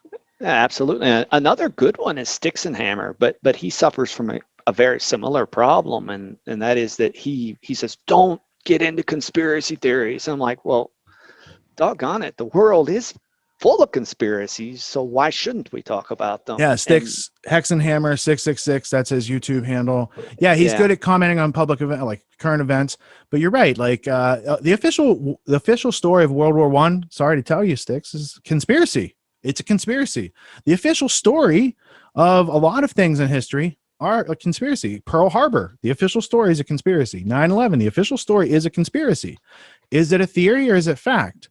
And that's where we can get into are there dots that are verifiable outside of that very specific childlike cartoonish narrative? 18 men on airplanes used box cutters to hijack these planes and dive them into events like these structures. Like the Pentagon was attacked 60 years to the day that they broke ground on it. Who's celebrating a birthday? Was it the Islamic extremists from a cave who are like, let's attack the Pentagon on its birthday? No, I think there's some, they attacked the part that was just made like impermeable. They had just reinforced it for like bunker busters. So there's a lot to any of these events when you start breaking into them. The point is, if there's verifiable, historical, valid evidence that fits outside of that narrative, is that conspiracy theory, or is that just history that we choose to ignore to keep our minds childlike in adolescence and always have mommy and daddy government making decisions for us and us saying that must be good for freedom? Or is it necessary to have an educated, informed population to keep the massive power invested in government in check? That's what the fourth estate, the media, was supposed to do that. It was supposed to act as a stimulant for the immune system of the country by giving people wholesome information that they could use to plan their lives. And in the absence of that, you have catastrophe, and they know exactly what they're doing. And in the movie, The Social Dilemma, they have a graph in there. It's like, oh, at one point, like 10 years ago, the right and the left, they were this close. And then with social media and all these algorithms spinning people into rabbit holes, though they get wider and wider and wider and wider until you have two extremes ready for civil war. And then the tech giants are going to stand back and be like, we had nothing to do with that. It's in a social dilemma. All the evidence is right there. It's just there's no one smart enough to take that information and really do anything constructive about it. And that can't be done at this point because the people in that movie that they interviewed that are the experts, when asked the big question of what's actually going on, what's wrong, they don't know. It's like a big stopping moment to get your attention in a documentary because you're like, oh, these are smartest people. They're programmers. They're in on these companies early. They're executives. They're very, most of them are pretty wealthy. And when they all don't know the answer to the same question, and that answer is, by the way, very simple. And I said it to Lisa when we were watching it. I was like, doesn't it bother you that none of these smart people can answer this question? And yet the answer is there are people out there that are using technology to take away our freedom systematically. That's the answer to the question. And trickle down from that, Silicon Valley and its In-Q-Tel, CIA, MI6 funding, and Mossad funding as well, into those companies to surveil and collect information on American citizens and people around the world, for sure. For sure. Yeah, it was frustrating to watch, and same with like Sticks, Hex, and Hammer. At times I can be a little frustrated when I check out his videos, but then at the same time, like back when COVID wasn't even a thing in the average American's mind, he was talking about it, and so I think kind of my point is like take information in from as many angles as you can, and some stuff if it's damaging you or if it's like addicting in some way or if it's just not helpful or the person is obviously an idiot or they're being dishonest or just kind of annoying, then you don't have to watch that. But Sticks, Hex, and Hammer to me just seems to be sometimes just trying to get information out. And with that COVID thing, he was like warning people ahead of time. And I'm like super thankful to that dude that I'm like, I'm going to watch your stuff, dude, even though I don't really agree with you anymore. And same with that social dilemma. Like I was mad at first. And I was like, you know what? That's just not even worth watching. But then at the same time, like, I think some people kind of do need to have that gut check. Like, your kids are being damaged, and then maybe they can go further and they'll pick up more information. So, like, we shouldn't assume that people are just going to watch The Social Dilemma and not see that it's somewhat of a limited hangout. At the same time, maybe the people producing that thought they were really doing humanity a favor. Maybe they don't have all the details. Maybe Styx doesn't have quite all the picture together, and neither do I, right? I don't have it all together. Maybe bridges need to be built to people like Styx and Tristan Harris, who is in the social dilemma, with credible information on technocracy. Like there's a whole thing, there's a whole history since 1932 of Technocracy study course, Technocracy Inc., and a couple different books printed in the 1970s and a recent one by Patrick Wood that talk all about this in very credible ways that I think even these Google executives and these very, Instagram type people could understand if they could get past conspiracy theory as a thing to do instead of thinking. Let's just think and look and observe the evidence and get some wisdom out of it. Well, I guess one of the things I find the most frustrating about Styx is that there is sufficient evidence for him to maybe backtrack on his interpretation of COVID, but he refuses to do it. He continually defends that he was right, It was a serious thing. And it needed to be paid attention to. The mistakes you could afford in youth. Yeah, right. And it's like, well, because whenever I heard about this, I was like Tyler, I was grateful that he brought it out. But at the same time, I've been following these pandemic situations for well over a decade, and I knew their history. And the COVID situation was very much in line with every single pandemic before it. So I was more concerned about how people would react in panic than I was the actual virus itself. Exactly. That's what I told my wife. I was like, something's about to come down the pipe and people are going to lose their shit. So just, that's it's what not different though than what we talked about in February as far as what does the virus do to your body? It's not the virus that kills you. It's the cytokine storm. It's your immune system overreacting to it. And that's what puts people over that limit, over that threshold where they weren't surviving, right? So we talked with Dr. Frank about that in late January or February, I'm pretty sure, the cytokine storm, which is no different than the reaction to the virus in our environment by the immune system of lockdown is worse than the virus is as far as something wiping out our population, because the virus itself could not take away millions and millions and millions of jobs, but the lockdown can. The remedy can be worse than the ailment, right? That it's the thing that it's trying to address, absolutely. alleviate. Absolutely. I was telling my contractors exactly that. It's like, well, we don't want this cure to be worse than the disease, and well, it is worse than the disease. And you're right, there are people who do suffer from cytokine storms, but that's like really in the minority. Well, it's 99.96 or whatever. It's like 0.4% of the population seems to have something fatal happen from a function of having that. But for most people, their immune system can handle it, right? Whereas not everyone's immune system financially can handle the cytokine storm of being said, you're not essential, and we're going to fight over stimulus and prevent it from happening for you. And, that has really taken a lot of people's year of 2020 and just put it off to the side where they feel helpless and dependent, which seems to be a favorable outcome if you're playing from the government side, for sure. Yeah. And this is a deep hole we could go down. So I guess I'll shut up. All right, so I think what we're going to do is I have gone through about half the clips that we're going to go through in this inaugural episode. So at this point, I want to call on the control room to put up let's play the clip from the Do It Live podcast from yesterday. It's a clip that's got Don Clark, who's present, Beth, Joshua, and maybe even a couple seconds of Ludvio in there. I thought it was a really good representation of what that podcast that goes on every Saturday is about and what was discussed in the past week. And then we'll get back to the rest of the Grand Theft World clips, which the next one up will be the ripple effect. But first, we're going to hear this. How long is that clip I sent you, Tyler, right before the show? Like 10 minutes? Yeah, about 10 minutes, I think. Oh, yeah. All right, cool. So if anyone wants to get a refreshment, this would be considered the intermission, but it's still going to be really valuable information. And unless you watched the podcast yesterday, it's going to be news to you. Anybody else on the call had some breakthroughs from this last week?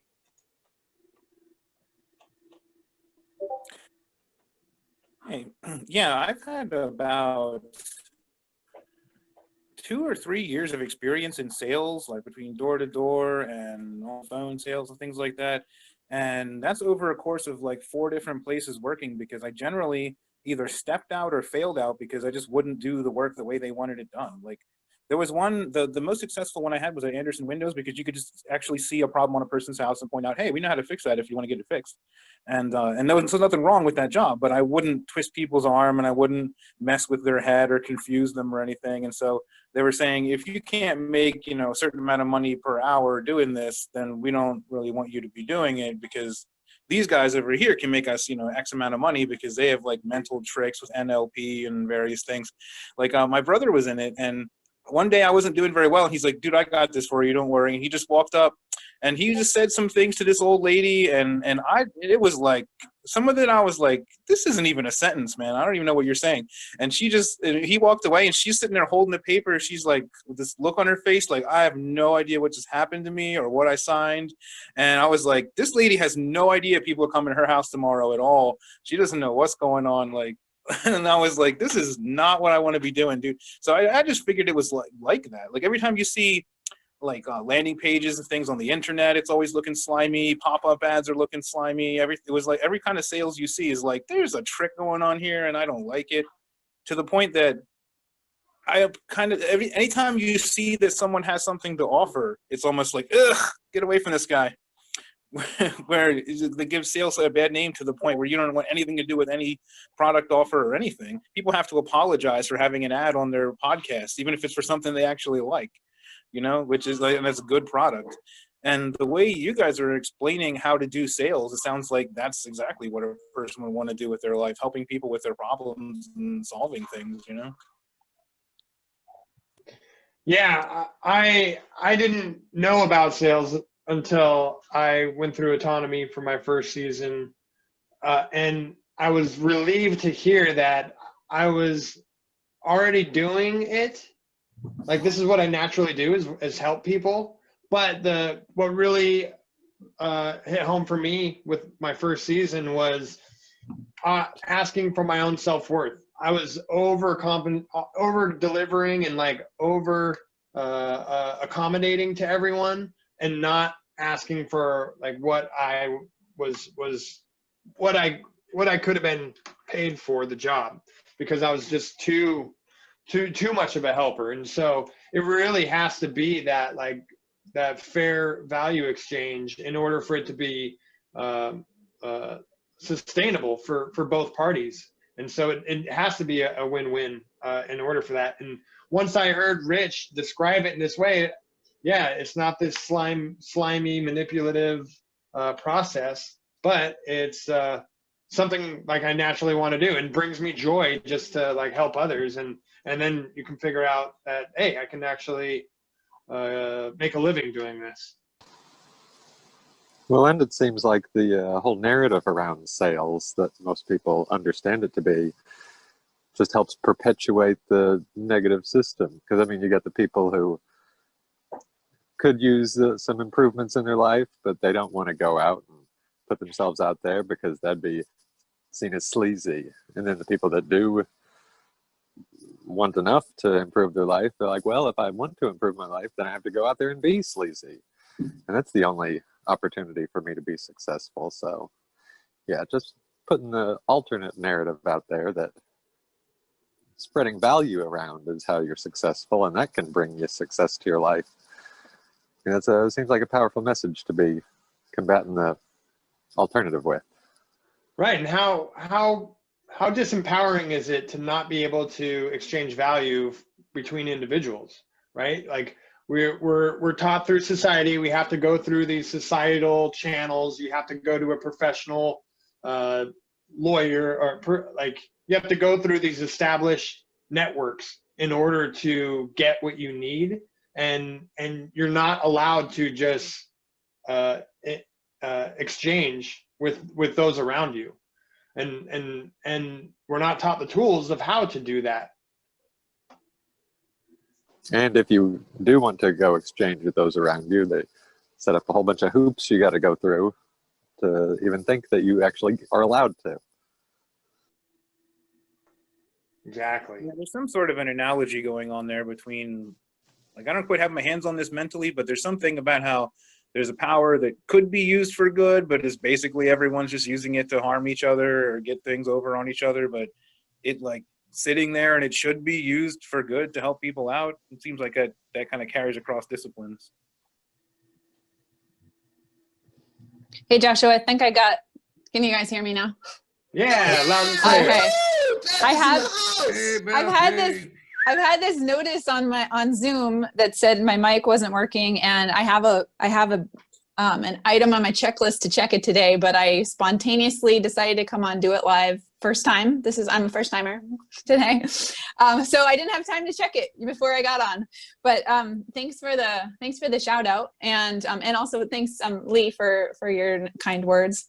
Last night was hilarious because I was listening to the lecture, and then just before the Q&A, there was that commercial that came on. I don't know if you guys were there during that time, but all of a sudden it started talking about Beth, the web designer in Hawaii, in the autonomy commercial. And I'm like, I felt like I had this moment like I was in the Minority Report movie or something, where I'm like, are they talking to everybody like simultaneously, like with their name? And and I'm like, it tripped out. I'm like, Jim, I'm in the commercial. Like, how did I get in the commercial? It was cracking me up. So funny. So that was a fun little bit. But I would be happy to share just a bit about how we got started. I'm an acupuncturist actually, and I trained as an acupuncturist. I graduated in 2006, and so that was my original path. And back it was around 2008, I guess, Jim and I got inspired. We wanted to write a book. Our very first book we wrote was called Where's the Map? And that was before Test Drive Your Future. It was the predecessor to that, but same concept, like we're helping young people discover what in the world they want to do with their lives. And we had a website designed by somebody who was in the Caribbean. He didn't finish it because he had a bigger site to work on. And so, but he gave me enough of the tools to figure out how to finish it. At the time, it was a HTML site, and I was pulling out Dreamweaver to edit it. And very soon after that, I learned about WordPress and learned about tools that wouldn't. At the time, we were buying, it was a $3,000 website. That many years ago, that was a pretty big investment. We were bootstrapping everything, and so I found about these other tools that would allow for people to get off the ground much more quickly and in a much more of a do-it-yourself way. And so after just playing with that, it became something that was so easy for me to do that naturally Jim, who is in this computer doctor role with other businesses and nonprofits, he just started to mention my name if somebody had a website need. And I hadn't, so I went from, I wasn't intending to build a business. I was just intending to support our own projects. And then he would bring one of the very first projects for us was a nonprofit here called North Hawaii Hospice. And they had in Hawaii, it's pretty common to have service people not return your phone calls, not show up when they say they're going to. And so the bar is really low to just to be excellent. You just have to be pretty good, and then you'll get it, you get an open door. And so I was, we were pretty good enough that we just calling back the executive director and having a conversation was enough to get in the door and be able to, present myself and answer her questions. And so that just, it's that led to one thing and which led to the next thing. And slowly I discovered that my balance of, I was doing acupuncture, and then I started doing more and more web design. And then one day I woke up and I'm like, oh, I'm doing this full time. And now not am I only doing this full time, but I need to bring on help. And so I have a couple contractors that have worked with me.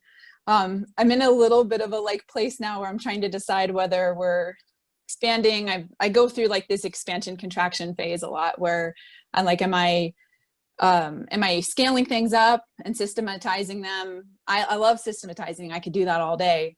But sometimes it's taking that next step and bringing in somebody to really provide the help that we need. So it was absolutely a do-it-yourselfer role. I wasn't ever formally trained in anything that I do related to web design.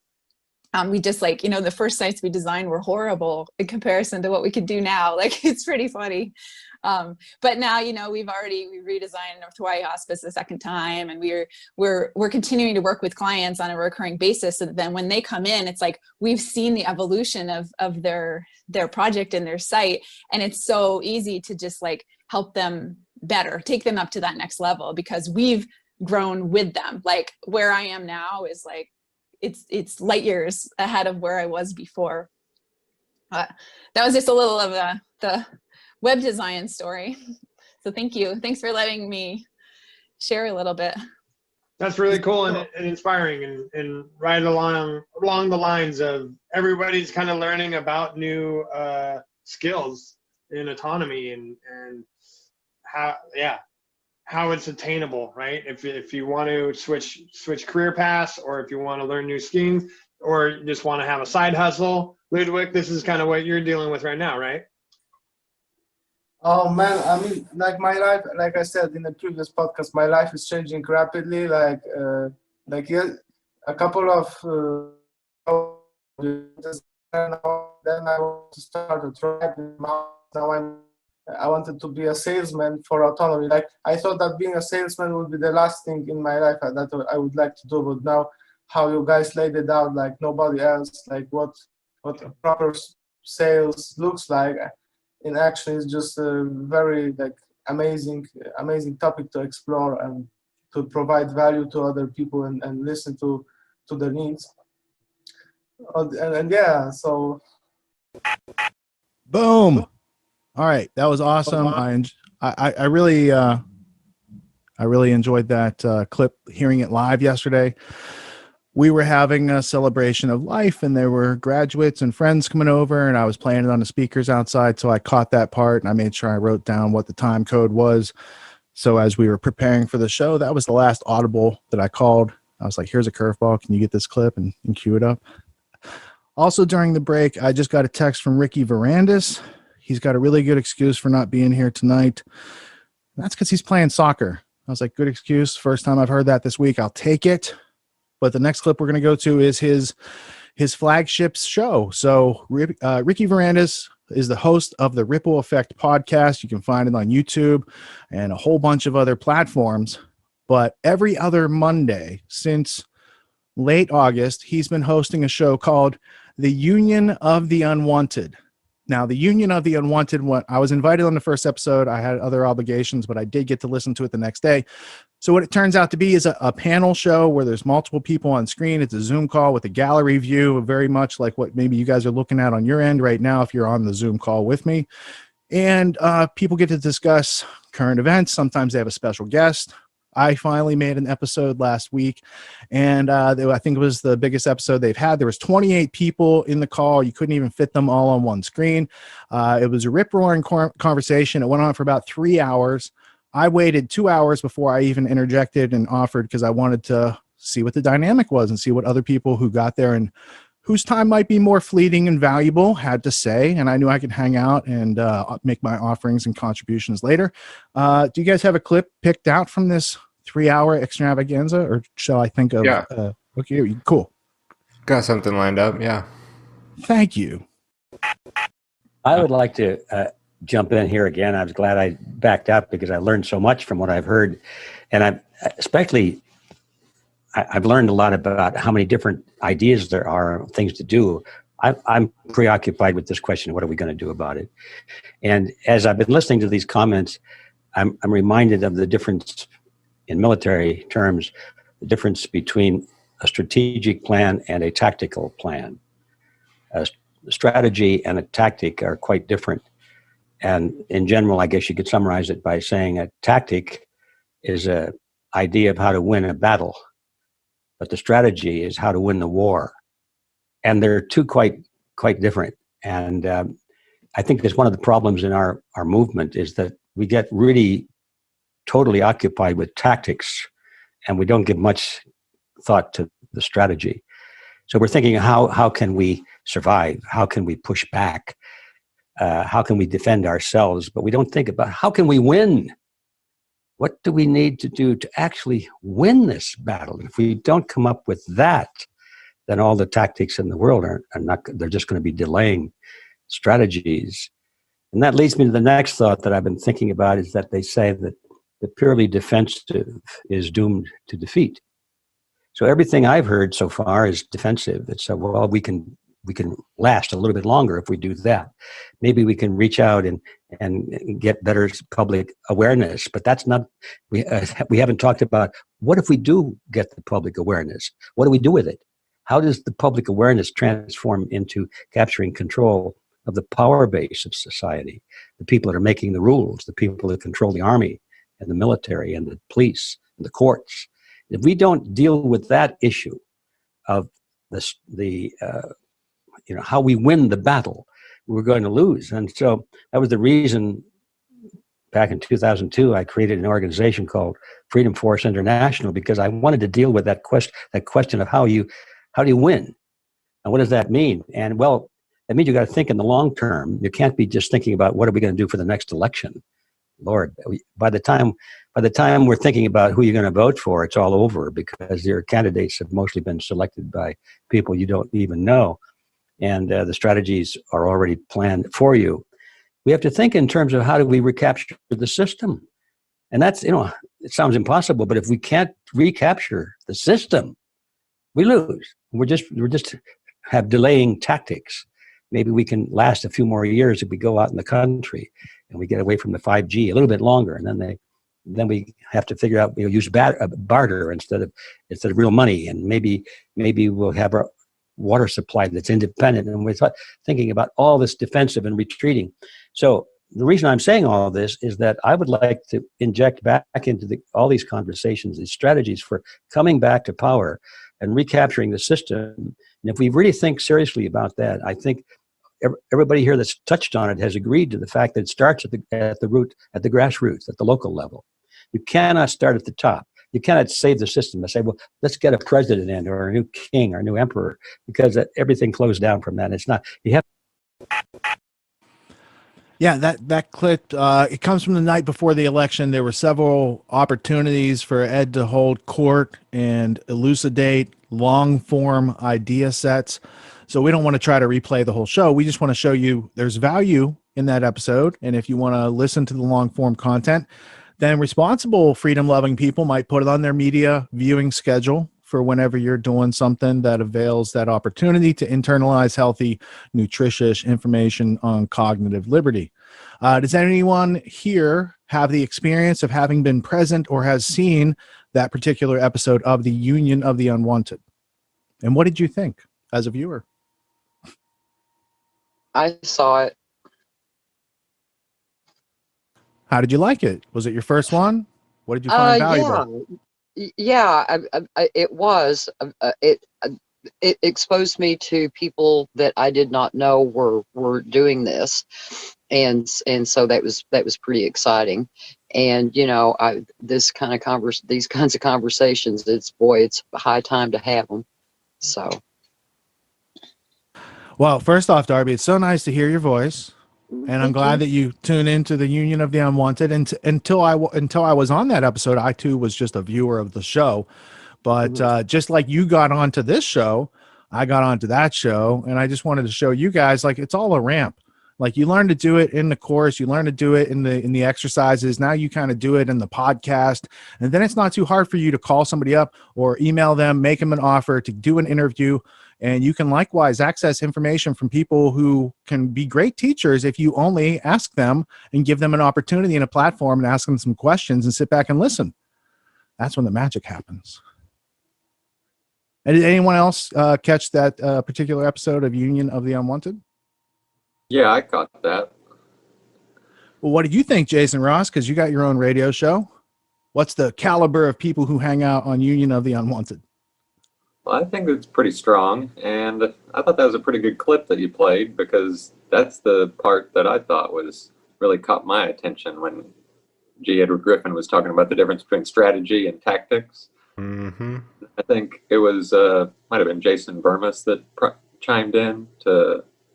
Actually, that's the next clip, is where Burmis framed out one of his questions as a clip on his channel that then flowed and percolated through to Grand Theft World on November 3rd. So we did that show the night before the election, and then during the week, other people sampled and released the clips of it. So that's why it doesn't all show up on the on November 2nd on Monday night. Well, and he was bringing up the principles in addition to strategy and tactics. But it seems like the principles from our side would be the strategy. Yeah, I clarified that later in the discussion where I talked about tactics as the ideas that go on above your shoulders or strategy above the shoulders and tactics doing the actions, right? But the next clip that we have from that Union of the Unwanted is a clip from Burmis where Griffin talks about the end game, and we'll go ahead and roll that and continue interactive talking right after this. Yeah, I picked out a selection for the end. Do you think, does he start talking about it towards the end or more towards the beginning? I don't remember. And since we do have another clip of Burmis coming up, we could roll the dice or we can pass. We could have some spinny thing that we can do to tell us what to do in these situations. Hold on. I'm with you though, Jason. The show just got more interesting. We're going to put chance into this show. Hold on. All right. The red dot is going to tell us what to do with this page. Ready? I'm going to have to make more friction because otherwise it's just going to go forever and ever and ever. You're blowing our minds right now, Rich. You got a new cam. There you go.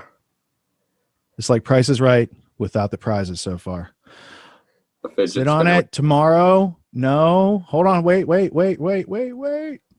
to go with no. Let's pass. We'll go to the next one because I do have another Burmis clip coming up. So let's go to the next tab, which was... Are we living in an unreality? This is the title. Let me go back to my camera.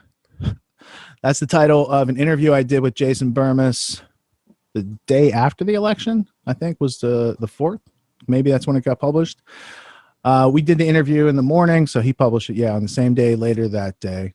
And this is something that spawned out of the Union of the Unwanted. Had I not gone to the meeting on Monday, I wouldn't have got the invite to do the show on Wednesday. And we got to hang out for like 45 minutes and talk about things from a not political angle, but we could still talk about geopolitics, foreign and domestic policies from an objective position without having to wear a red team jersey or a blue team jersey. Do we have a clip that you've selected from that excursion into reality? Yeah, let's roll with that clip here.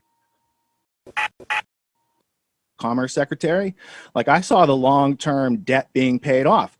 They bailed Trump out. Talking The about Rothschilds Wilbur bailed Ross. Trump out in 91, according to Bloomberg. It's an article called Donald's Trump Card from March 1991 or 1993. I think it was 91, though. Second page of that article, Wilbur Ross is the Rothschild banker who bailed out Trump. So he becomes first Commerce Secretary, but then Trump lets him go as if the debt's been repaid. Now he has to put somebody else in a position so he can repay another debt. So this is why presidents cycle people through their administration and their cabinet and their key positions, because they're paying back those big donors that put them in office. Now, Trump didn't have to take so many big donors because he's an independently wealthy guy who wasn't in politics.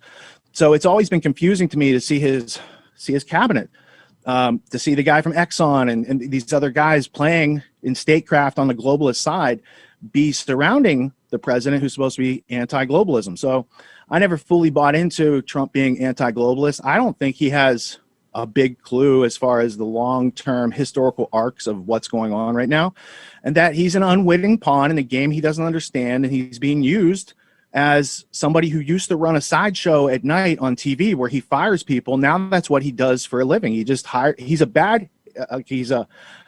he makes poor decisions in hiring, and so he's really good at firing. That's what I've seen. Yeah, but he's not even really that good at firing because you still got Pompeo in there. He didn't give the boot to Bolton quick enough. He's lost the touch Haspel's, since he got in office. Yeah, Haspel's still in there. Bill Barr, I can't expose enough. What I would say and point out, especially with the Middle East. Bill Barr just for a second? What's I that? mean, the whole Bill Barr didn't his dad give Epstein his first job? That's and the then he was rumor. Investigating. That one's a tough one because I think it was the Daily Beast that first reported that. And then there was some debunking that went around it and said, well, he wasn't there. I still am open-minded to the fact that very well could have taken place. But just looking at Bill Barr as a career CIA guy, somebody who was in the CIA as he got his law degree, somebody who worked on behalf of one of the law firms that Epstein was defended by. Kirkland and Ellis actually talked about recusing himself, somebody who laughed on television when he was talking about Epstein's death or suicide, like openly laughed his ass off. Will Ghislaine be safe? And he's like, yeah, we'll keep her safe. He's like, I mean, is that your cut? Is that a system glitch? Yeah, that's me trying to get that last part in there. And yeah, there are some system glitches tonight, guys, like this one here you're seeing. But overall, I think what we're doing here is working out pretty well. And good job curating these clips, Rich. What do you think about Bill Barr? All right, so first off, Bill Barr is like an interesting character because it's like people look at him and he's like, oh, he's doing investigations. And some people say he's pro-Trump. Some people say he's anti-Trump. I would offer this. He's definitely pro-globalist, and he was like, his law school was paid for by the CIA. He was in the CIA when he went through law school, and they paid for it. So does he have allegiance to the administration, or does he have allegiance to the old guard that sits behind the scenes, partners up with ex-enemies of this country, and subjugates and subverts American liberty at a lot of different turns?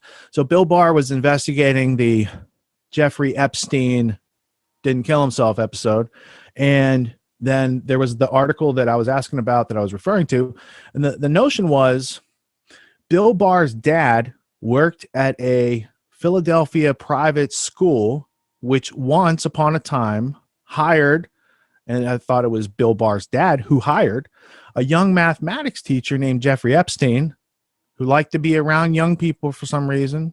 Not a very good teacher, though. And then he later is famous for a whole bunch of other infamous acts and surrounding himself with people like Bill Gates and these sorts of things. And when you get into Epstein, like the the eugenics aspect of his agenda is the part that is overshadowed by all this other stuff, just like the Hunter Biden incest and pedophilia with Joe Biden's granddaughter is covered. Like that's the thing people see, when really there's a bunch of interesting documents about Russian and Chinese government sending and bribing and money being taken and these sort of things, right? So in all these cases, they go with the sensational stuff a little bit, but they don't really touch into the tangible stuff. And those sensationalizations, like, I'm not saying there's not a lot there with that laptop. There's definitely some things to be discussed that should be covered in a free press.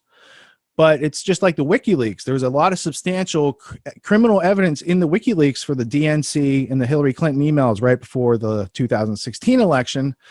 That got overshadowed by a psychological warfare operation, sting operation, limited hangout operation, red herring operation that overshadowed all this legitimate information that should have been scrutinized by a free press. So at every turn, when the free press in this country has the opportunity of covering the actual story, or cover the actual story, or, give service, give homage, give worship to the sensational story that's going to get the clicks, they choose sophism over truth at every turn. So that's what I was thinking about that. Did anyone else catch that interview? You didn't have to. It's not part of the curriculum as far as the other stuff we do. Yes, I caught it too. One of your best. And I sent it to lots of people.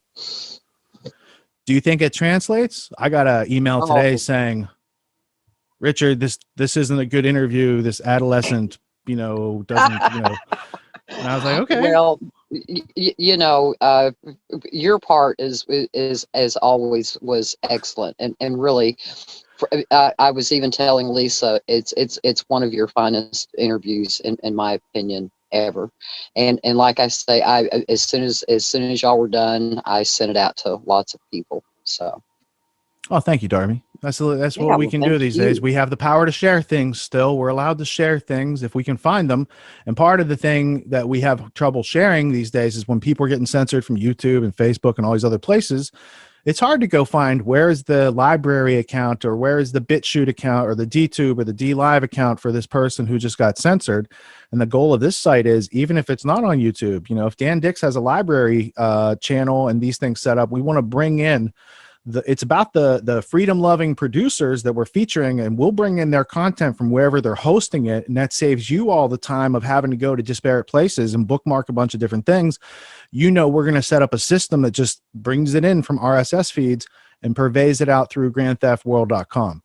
So that's part of what I want to do. I wanted to make it easier on me, easier on you, and better for all those producers, so we can all get liberty in our lifetime back. Let's put it back on the table, please. All right. So the next clip we've got going on. Trump declares victory in Pennsylvania. Biden declares total victory. Chaos begins. This is a Timcast video from November 4th, 2020. So one day after the election, Biden declared total victory. Trump declared victory over Pennsylvania. He was looking to declare victory over Pennsylvania, North Carolina, Georgia, Arizona, and possibly Michigan at that point, because as of election day and the closing of election day that night, he had a big lead in a lot of these places. So let's go ahead and roll this clip, and then we'll talk about what happened after Wednesday and Thursday. Here we go, baby. I hope you're ready. Already, chaos is erupting in Michigan as people are chanting something like "Stop the count," and they're blocking windows. Nobody can see inside. This is gonna be a hoot. I guess probably why you may have noticed I am not currently at my my house in South Jersey. I'm up in the middle of nowhere for the time being. And eventually we will have a permanent relocation here, but I think it's going to get absolutely nuts. So as we can see here in Pennsylvania, 85% of expected total votes reporting, and Donald Trump has a pretty strong lead. As of right now, it looks like around 351,000 votes. They're saying Trump might lose, and here we go. Trump team launches legal onslaught in Pennsylvania as odds of election victory fade. I'm just going to come out and say it. Donald Trump needs to win. Okay, if he loses Wisconsin and it's a 20,000 vote lead for Biden, then he needs to get Nevada or Arizona and Pennsylvania, and then he wins. I actually think, as of right now, what we know, it looks like we have media bias suggesting Biden is winning. It really does look like Trump might win. Now, to be fair, we don't know the total results. We know that in Arizona, Trump has been closing the gap, and they're suggesting he might win. But based on the current counts right now, with Michigan going for Biden, Wisconsin going for Biden, with Pennsylvania's gap closing, but still leaning Trump, we're going to give that one to Trump. Then we have Arizona and Nevada. Looks like Biden's going to win with like 272. That's where we're at so far. If Trump can flip Nevada, because the lead there for Biden is only if like 7,000 or 8,000, Trump might win.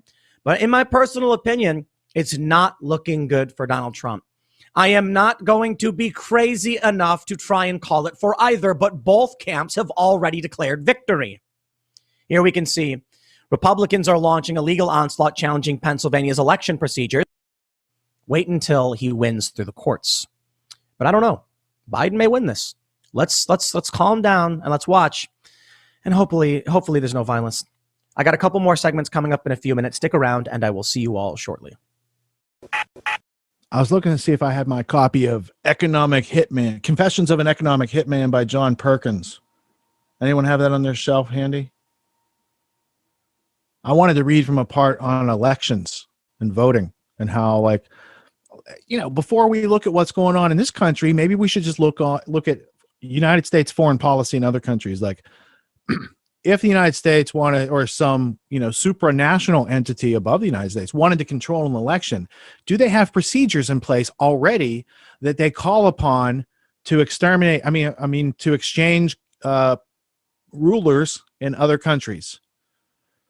Yes, that exists. Gene Sharp developed it for the United States in 1968. It became a strategy used all over the world by U.S. foreign policy to overthrow governments. And then people like George Soros picked up on, oh, there's a method to undermining governments and infecting their politics and buying off their judicial system. And there's a playbook that America uses on other countries. And he picked up that playbook and the work of Gene Sharp, and he put it in play. There's a documentary on it. That's not my claim. I'm saying I've seen the documentary. That's how I know that stuff. It didn't come in osmotically or magically. I did some learning. So we could also look up, you know, these types of ideas and say, is there a method in place? And if that method was working around the world, wouldn't it seem logical if they wanted to exert some sort of unconstitutional power during this selection season, then it would probably follow the same steps. Those elements, those ingredients that they use in common overthrows in other countries would be present in ours, right? So censorship, definitely that's part of it.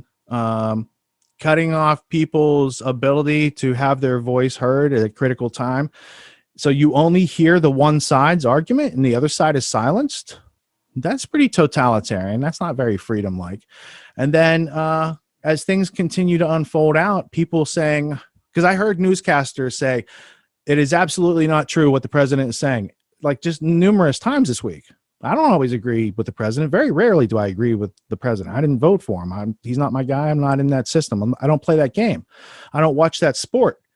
But when I hear people saying that is absolutely not true, my question is like, whoa, incredulous. Did you look into it already that you didn't share with your audience, sir? Because you're saying there's no truth to it. That means you've reached a conclusion. Can we start with where you started looking into it and your step-by-step observations and the decision-making process you went to receive that conclusion that you're asking me to buy right now? Because I don't buy it. I think there's a bias there. That's what I smell. And that's something also that you see in other countries, the Twitter revolution, the Arab Spring, all those types of things that were concocted and controlled by Western intelligence for the most part. So as we start to unfold, I think we have 2 or 3 or 4 or 5 clips left, 4 clips maybe. You're going to start to see more unreality being unfolded. And I say unreality only because there's going to be grandiose claims made, not from the president, but from the other side that don't need any fact checking. They don't need any evidence. Those claims are just believed as true. And that's part of the New World Order religion. to just believe what you're being told by your telescreen. And they've worked a long time to make people malleable and subjugated of mind to get to where they are today. So yeah, take it in as you will, but it's a different perspective than what they're showing everybody else pretty much on the planet. As you learn to think for yourself and follow these individual dots that are left by independent media producers that are featured on grandtheftworld.com, and you start to put those bigger pictures together like a constellation. Like there's all these stars in the sky. How do you make sense out of it? How can you make them useful? Oh, there's a picture right here. And if you find the Big Dipper, you can find north. And from there, you can find your true direction. You can map, you can navigate, but you need some defined points and they need to relate to each other to call that true north so you can find your direction.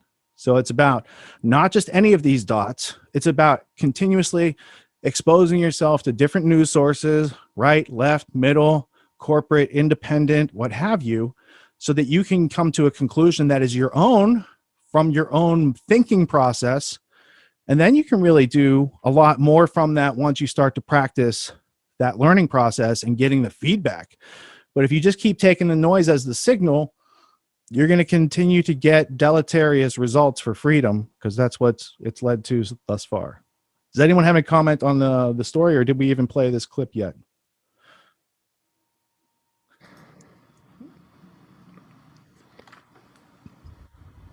When you play the clip, I'm supposed to close my tab. That's how I keep track.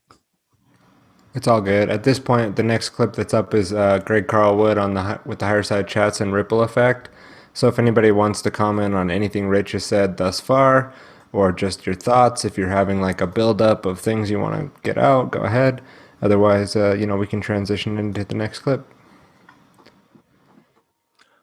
I will say to intro this clip that I caught Ricky's interview with Greg. And it's funny because Greg only does an audio podcast, Higher Side Chats, and Ricky's podcast is audio as well. But Ricky records the video and puts it on YouTube. And that's pretty much my only interaction with Ricky's work, is watching his YouTube videos and not going to the podcast.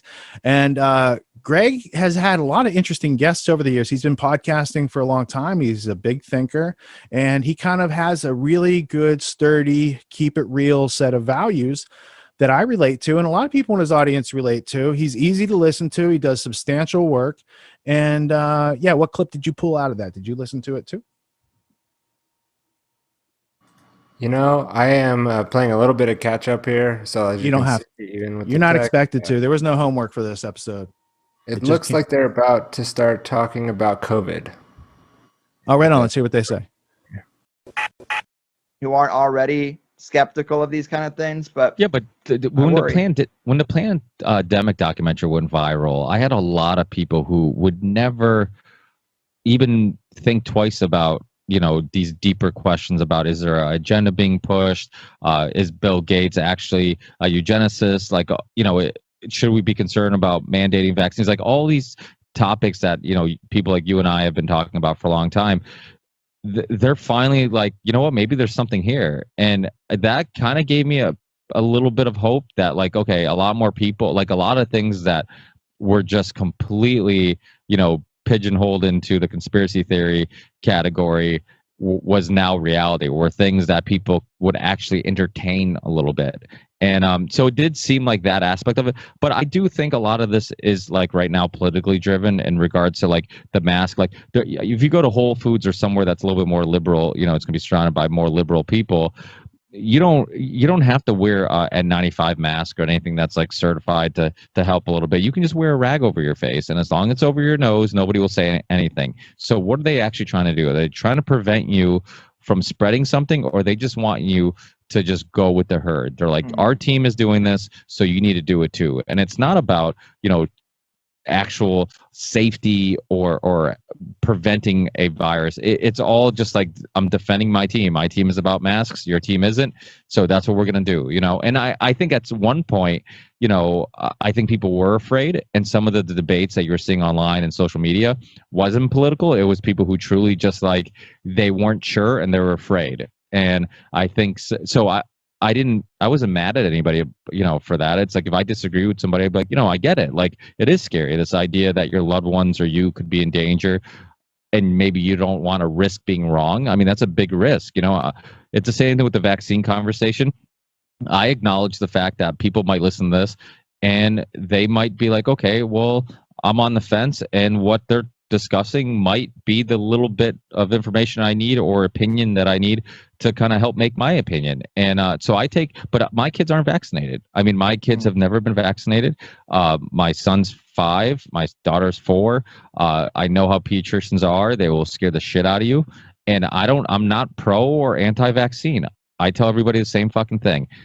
I'm upset about the fact that people don't have access to get all the information. If you had access to all the information, you saw all the perspectives, you got to see all the documentaries and articles and researchers, and you get to hear them all out, and then you came to the conclusion that you think the risk of giving your child a vaccine is less than the risk of putting them in the natural world and any viruses or sicknesses they might get, that's completely okay with me. My biggest We're going to have to wait to hear his biggest problem, and you can catch that on Grand Theft World. Yeah, that's part of Ricky's show is he likes to talk. That's why he has those interviews. So there might be any given time when he's interviewing a guest and he'll talk for 10 minutes, but he always brings it around. He's a great storyteller. And Greg does get to talk most of that interview. And I'm glad you didn't spoil it for people, because now they can get to hear, Ricky understand that he's a human being. He's a dad. He's got his own beliefs, and he's not trying to push those on other people, but he's actively interviewing smart people to get the direct perspective, right? Some people watch, I don't watch Plandemic because that's the 27-minute kind of outtake from a larger movie, but there's a movie called Plandemic 2, and it's on BitChute still. And it's one of the most viewed movies on the internet all time. And it's heavily, heavily censored. It's only available in a couple places, but people seem to find those places. And I have to say, after watching it objectively, I don't have, a predisposition. I'm open-minded. I'm looking, but it's highly credible people saying very important things that are being censored heavily. And I don't know that the other side knows so much that they can just say, we don't need to know about this to make an informed decision, unless they look at us like they're slaves. In which case, it would make a lot of good sense that they wouldn't want us to learn our way out of their management system, and indoctrination. They would seek to preserve that status quo. Did anyone catch that besides me and me this week?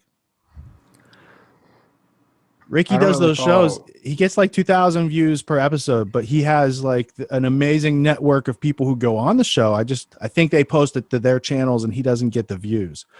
So there's a lot of there's a lot of excellent work there. It just wouldn't look like it by normal YouTube standards, because there's not 100,000 views on really good, well-crafted interviews. I just now learned about him. Who is he, and how do I find him? His name is Ricky Varandas, Varandas, and Ripple Effect, the Ripple Effect podcast. And I think it's maybe the rippleeffect.com. I was on his website the other day because I bought a sweatshirt. I bought a hoodie. Okay. Oh, so he was okay. Well, so I guess the panel you did with him was the first thing, and I didn't really know who was. Yeah, it's hard to know who hosts that because there's 30 people on screen, but he's the progenitor of that, and then he's got a couple other people that help to facilitate it and are regulars on the show, and then there's always different guests that are coming through depending on who's available that week and what's going on in the world. And as you know, the night before an election, there was a lot of people who were available, and it's like, let's get on and talk about the status of freedom. Yeah. Well, again, Rich, thank you so much for everything you're doing, so. Thank you, Darby. All right, so the next clip we've got up, it says, the headline reads, "Serious glitch swings 6,000 votes to Biden in Michigan. Hand recount needed now." So the gist of this clip, because it might be too long to play in its entirety, is there was a software problem with the voting machines. And in one really small county, 6,000 votes meant for President Trump went to Biden. And then someone asked the question, how many other counties in that state are using that type of software?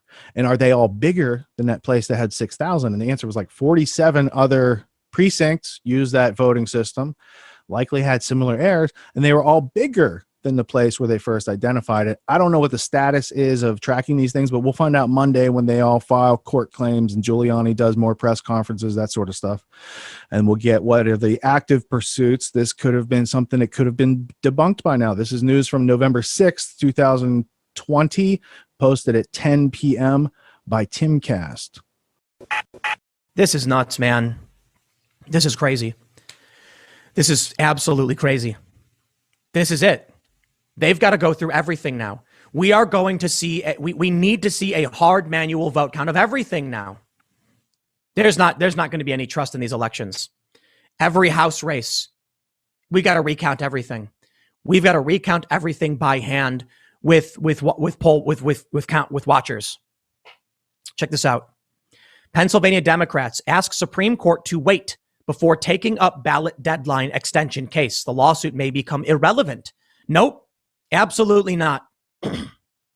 We're going to be going all the way with this. This is really scary. In my earlier segment, I was starting to feel like, looks like Trump's winding down. It's starting to feel like it's going to go to Biden. And then, they caught glitches. No evidence of fraud. Don't need it. The software is broken. It's all that matters. The votes were taken from Donald Trump. 47 other counties now being reported. And what other states and counties used this software? Everywhere. I am personally demanding this be investigated now. Not that it's worth that much, but let me tell you, if we do not investigate this and Joe Biden wins, there will be chaos in this country. We need to trust our election system. We cannot allow this. Democrats are already trying to stop, these extension suits that are happening in Pennsylvania, thinking they're going to win. I don't know what's going to happen, but at this point, I can't say clearly that Trump's going to lose. I think now we have hard evidence that Trump may be right.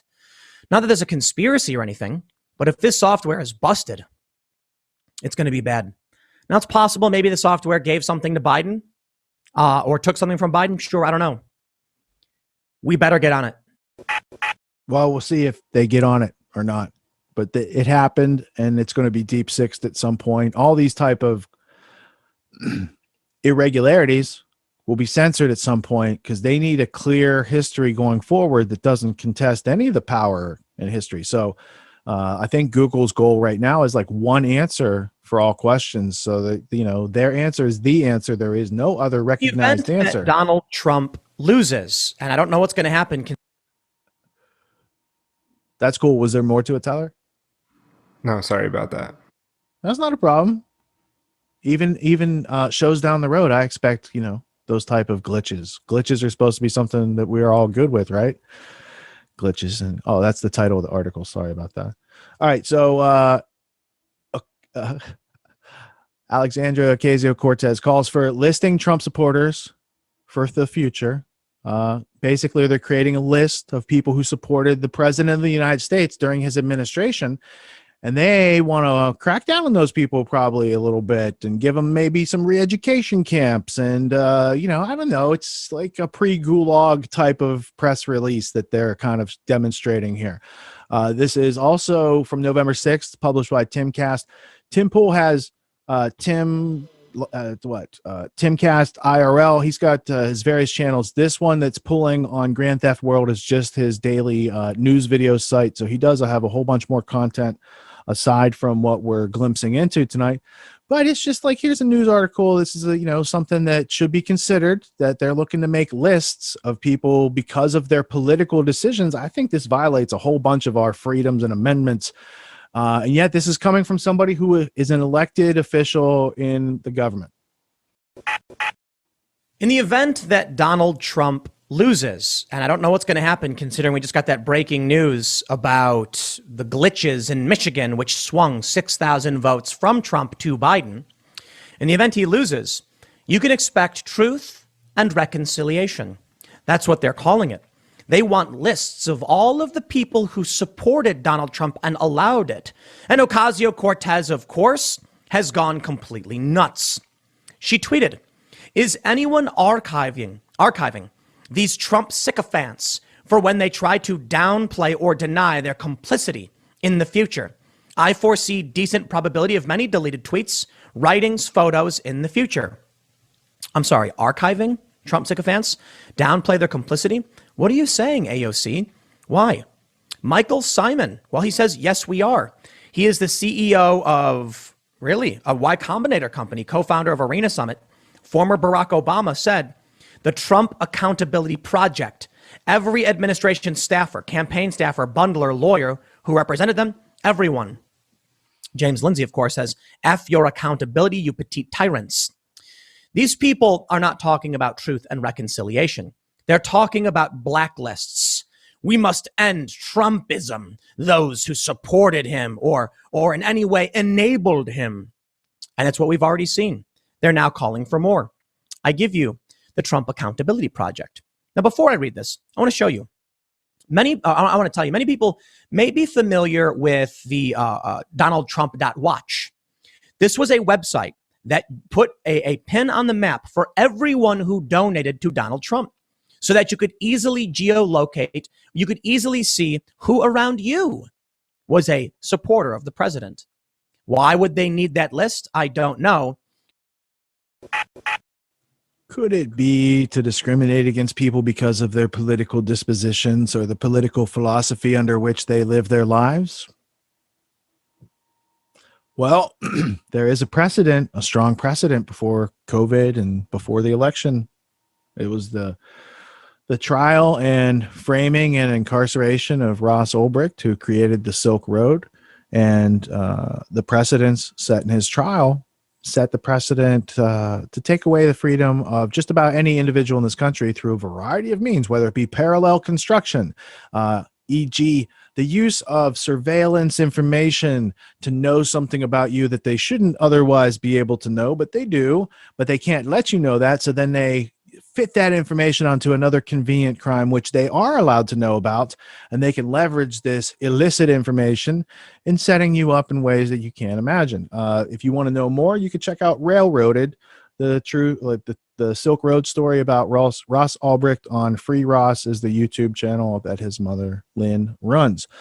So that's a whole excursion into, what happens when they can start making blacklists and hunting people down because of their political philosophy, because specifically the judge in Ross's case, Catherine Forrest from the Southern District of New York, she said specifically the double life sentence plus $200 million fine that was, levied on a 20-something internet website creator who had created, done at best, a nonviolent crime, right? It wasn't the whole thing that he did that drew that type of double life sentence. Rather, the judge offered that it was Ross's political philosophy. It was his personal beliefs, which warranted making him into an example so that other people don't try to assert their liberties and freedoms and, be creative and prosperous in the world. So it wasn't a sentence because of actions physically that he did. And that's what the law is supposed to adjudicate. As you guys learned in the lecture last week, the law is supposed to adjudicate the circumstance to the law, right? The general to the specific.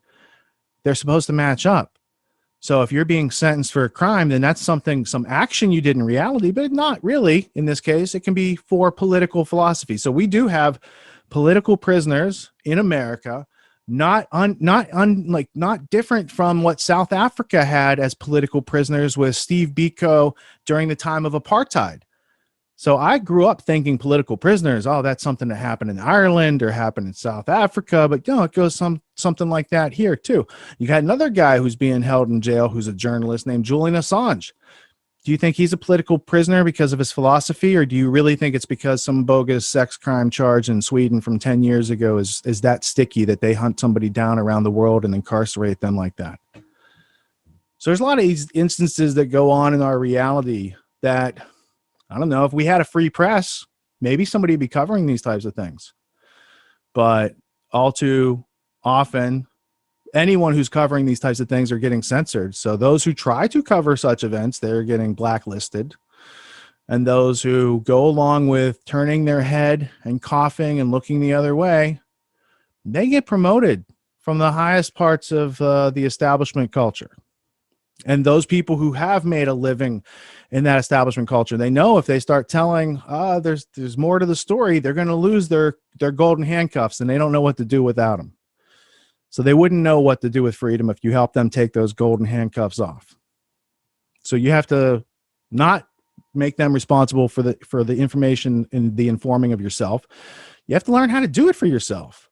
And one of the reasons that we built GrandTheftWorld.com is so that you don't have to, like, we're going to take away the excuse that all this stuff's scattered to the wind, because they tried to, but if we put it in one place and then we start backing it up on IPFS and other ways to distribute information beyond the reach of the censors, then it can proliferate not only among people now, but well into the future, where I guarantee you people of the future, the next generation, 2 generations ahead of us, they are being lied to actively right now.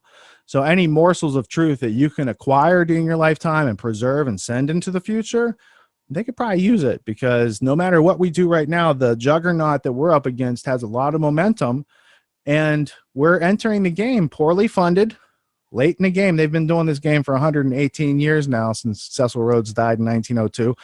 We're all just kind of coming up to speed. Oscar Callaway said in 1917 that all the press in this country was bought off by the robber barons and the steel magnates and the shipping interests. Has it gotten better or worse in the last century? I would argue, and I got a lot of evidence to it, that it's gotten worse. Are we going to let it get worse and worse, such that, we have a Pravda from the state? We have a state apparatus that says this is the truth, and anyone who questions it will be, put up against the wall and shot, taken to a guillotine, taken to a labor camp, because this is what history has done in situations like this, where reason and logic and people being individually responsible for their own freedom, that when that goes bye-bye, you have a lot of people who act very much as automatons. And that's where freedom and liberty goes out the window, and some of the worst crimes and punishments in human history befall humankind during those periods. So to steer away from those icebergs, we got to learn for ourselves. We have to start sharing meaningful and substantial information with other people in a way such that they can internalize it and not just have it bounce off of them.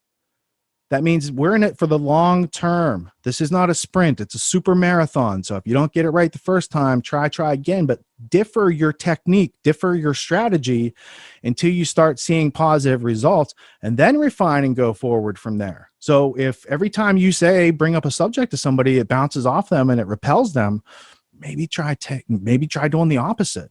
You learn a different technique, employ a different tactic, strategize with another method. But keep trying, because I think freedom's worth it, and our families and our communities are worth it.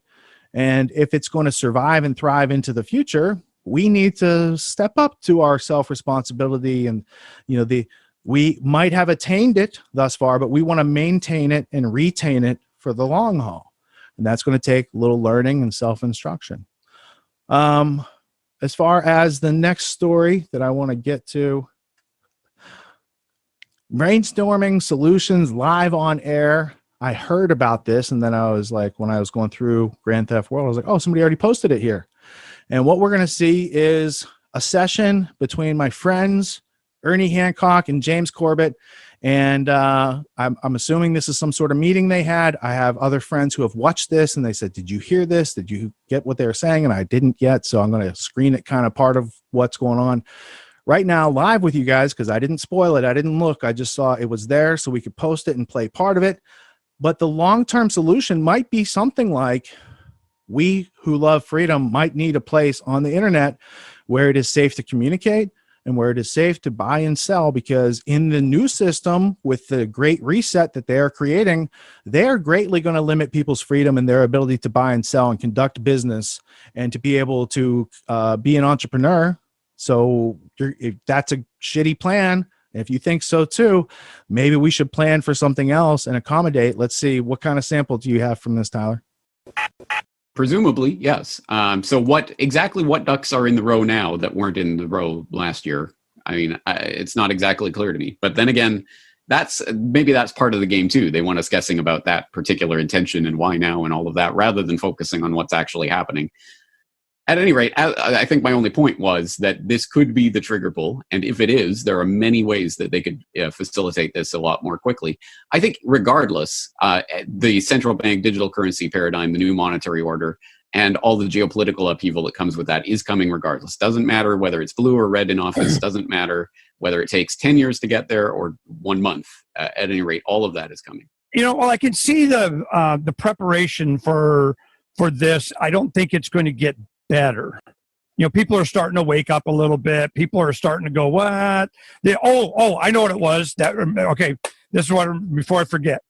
At the end of that podcast, and I watched The Social Dilemma, it's on Netflix, it's great. You guys watch it. It's good information. At the end of the interview with Rogan, he read a piece that was an analysis of Brave New World in 1984.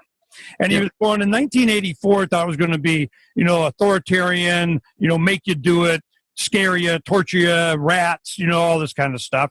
But in Brave New World, you begged for it. You wanted it. Yeah. Give me, fork it over. I picked that. I vote that. Let me do that. So yeah, I believe I was reading from the introduction to Amusing Ourselves to Death by Neil Postman from the 80s, which was a very profound, very insightful book. I recommend people read it. And that's an observation that's been around in the conspiracy space for a while now. Yeah, it's not 1984, it's Brave New World. But actually, I saw a meme recently that I prefer. It's the Venn diagram, and one circle is 1984, one circle is Brave New World, one circle is Fahrenheit 451, and in the middle, where all of those circles meet, you are here. I think it's not 1984 or Brave New World or Fahrenheit 451. No, it's all of them. And they just, which spice do we want to add a little bit more to this melange? And you'll eat it whatever way you serve it. I mean, sometimes you do a Brave New World, you get to it. Okay, you wanted it, you voted for it. You're 51.2% in the general public opinion poll if we, pull the 1984 trigger. Yeah, exactly. And of course, I mean, that's the system. So I guess, 50.1% of the public want it. I guess we have to do it now, whatever that is. Yeah. Well, is it sustainable, though? I don't think that's the point.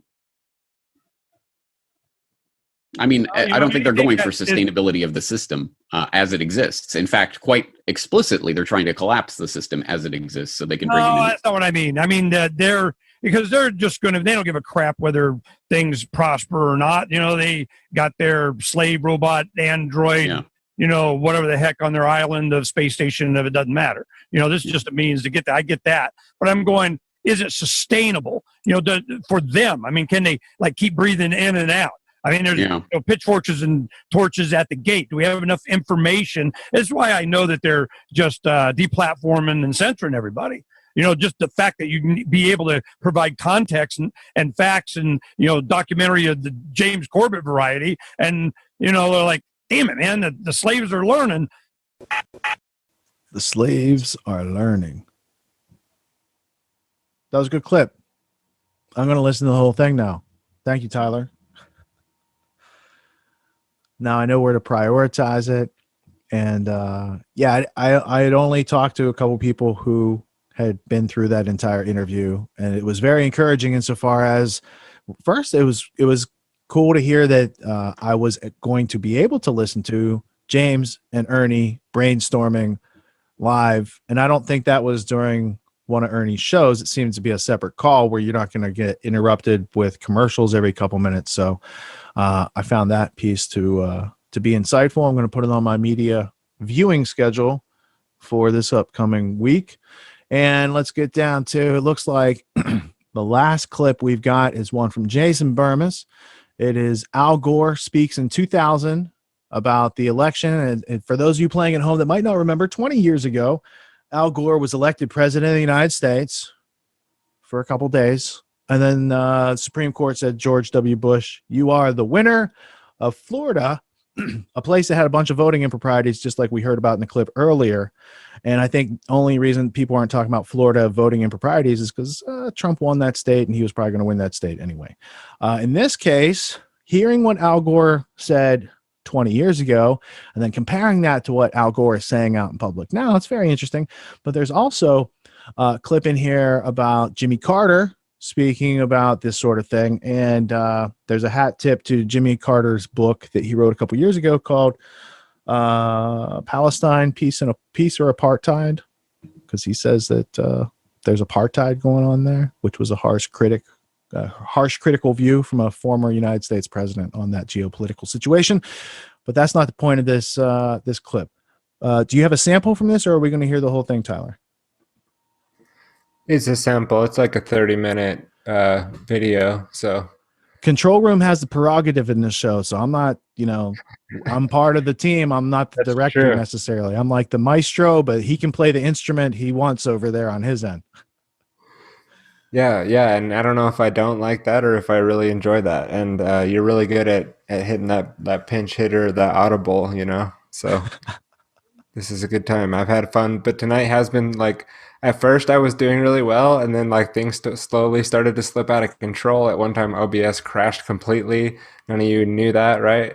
And we're back on Twitch now. We got the audio going there full time because tonight I've been curating clips, doing it live totally, and so I was messing up kind of the Twitch stream, but that's why we use Twitch, because it's not recorded. Nobody's going to be able to go watch it tomorrow and share it out there, and we'll still have time to do the post-production. But yeah, I'm going to be enjoying this clip live like you. I know a little bit where it starts here, but other than that, and I want to mention before you press play on that clip that this is our first time live streaming to Twitch. We didn't practice. We haven't done this for any of the autonomy events for the past 2 years, but when it came to Grand Theft World, I was like, yeah, we should be streaming this live and starting to, stretch our legs in those directions of leveraging these other platforms while we can. Because I think because the nature of Twitch is that it's ephemeral, it's not so highly orchestrated and censored as immediately as some of the other places. So it is an outlet for free speech of the live streaming variety while we can use it. All right, let's go ahead and dig into this clip. Before we get there, I think it's important we show you how the media just lies. Okay? And you tell me there is no scandal about Hunter Biden and his laptop, and I say, well, now we all know the laptop's real. No one said it's Russian hacked. In fact, all the evidence says it's not Russian hacked. And from what's been shown so far, okay, one of the most disturbing aspects of that is that Hunter Biden, Joe's son, is obviously in a compromising photograph, bare minimum, and discussing an inappropriate relationship with his 14-year-old niece, who happens to be Joe's granddaughter, with Joe. Okay, but I need you guys to watch this because this is how the media treats you like a child. This is what she's saying to the president. There is no scandal. No. We need the what the LBRY guy to do a remix on this one. The no lady. Come on, man. Ice cream. And the question the media asks him, what kind of ice cream? What flavor ice cream do you have? And he's in the midst of a scandal. He's not. And he's taking. He's of course not. he is, No, Leslie. come on. Of course he is. It's the biggest, No, second biggest come on. scandal. So- the biggest scandal was when they spied on my campaign. They spied on my Well, campaign. there's no Leslie. real evidence of that. Of course there is. It's No. all over the place. No. Leslie, Sir, they spied on my campaign and they can got caught. Can I say something? This is 60 Minutes, and we can't put on things we can't No, you won't verify. put it on because it's bad for Biden. We can't Look, let put me on tell you- things we can't verify. Leslie, they spied And- on my campaign. Well, we can't verify It's been totally that. verified. No. It's been, just go down and get the papers. No. She just looks dead in the eyes. No. Anybody can look at the publicly available evidence. It blows my mind every time I watch that. you gotta love the Nintendo jacket there, right? Yeah, I did notice that when I was watching. He shops at Mario Brothers. It's right next to Brooks Brothers. It was a sartorial sarcasm. It's too dry for most of you. I'm sorry about that. All right, so yeah, Hey, we don't want. listen, What do you got? Nintendo helps pay the bills around here. I don't use it, but they give me a paycheck. So. I'm not going to trash talk on any gaming companies because all the software we use for everything we do here is from the gaming world, including Twitch. Twitch is a gaming thing. Discord's a gaming thing. And our studios that we're broadcasting through that are free amazing value from free software. OBS, Yeah. XSplit, that's all gaming software too. So if it wasn't for all those people out there playing games, I wouldn't have these free software tools to bring Grand Theft World to you with Tyler and in a big international meeting with people from around the world talking simultaneously during one of the greatest times of censorship in human history. This is amazing. Right. Okay, so forgive me. Anyway, I have a quick question. Is that appropriate? For sure. That's how this rolls. Oh, okay, great. So the thought that I had, the first thought that I had when Giuliani was in possession of those Hunter Biden laptops was, hey, this is the same Giuliani that was in charge of dismantling all that steel and sending it over to China, right? And so I don't really know what that means. It's just God. Apparently, it's a small world, right? And it just, I don't know. It just, it's just kind of, what do you think about that, right? Anything?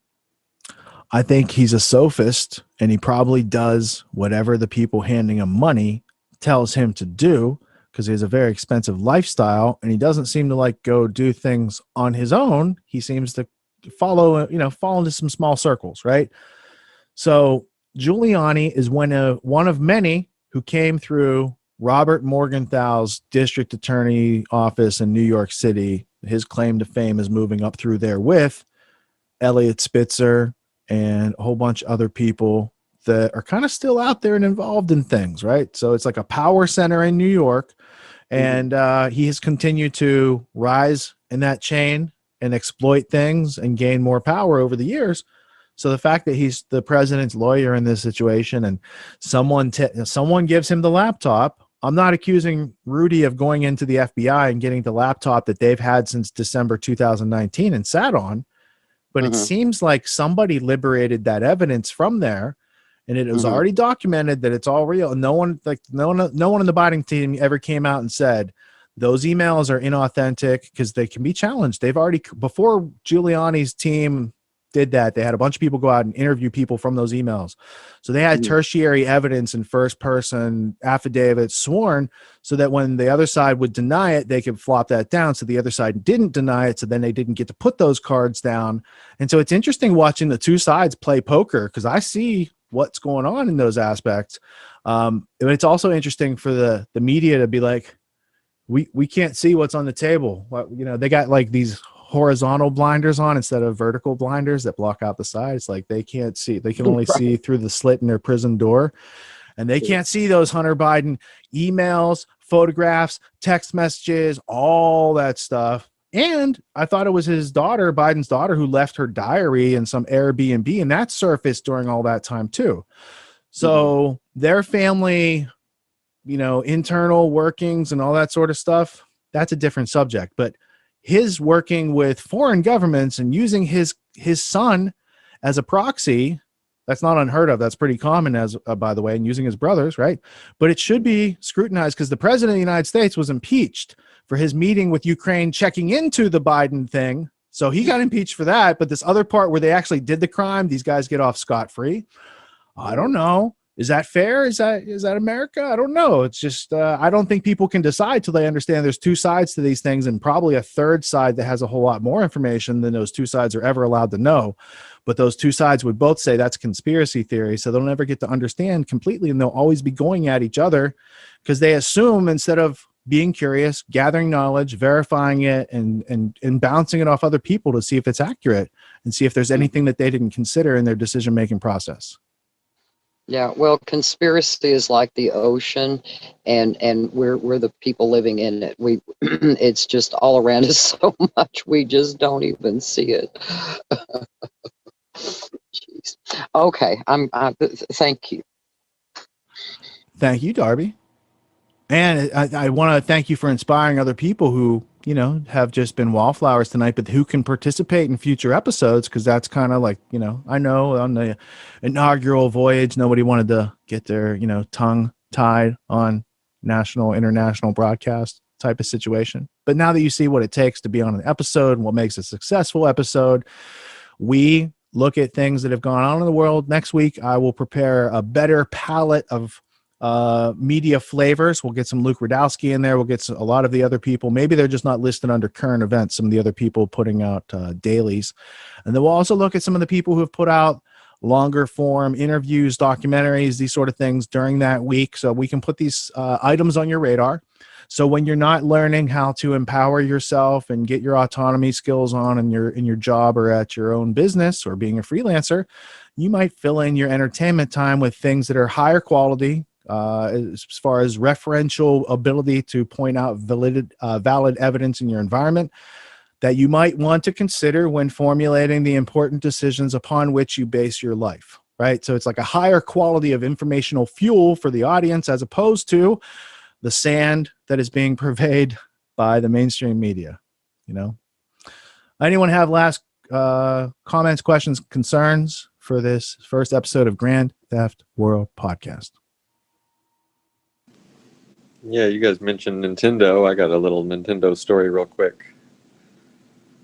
So, about I think it was the late 19th century in Japan, voluntarily playing games with people and making wagers was illegal. So, Nintendo came out with a new type of playing cards that was based in flowers, and they pretty much supplied the Yakuza with playing cards so that people could gamble. And since you got a big game going on, you don't want people to cheat, so you need a brand new pack of playing cards.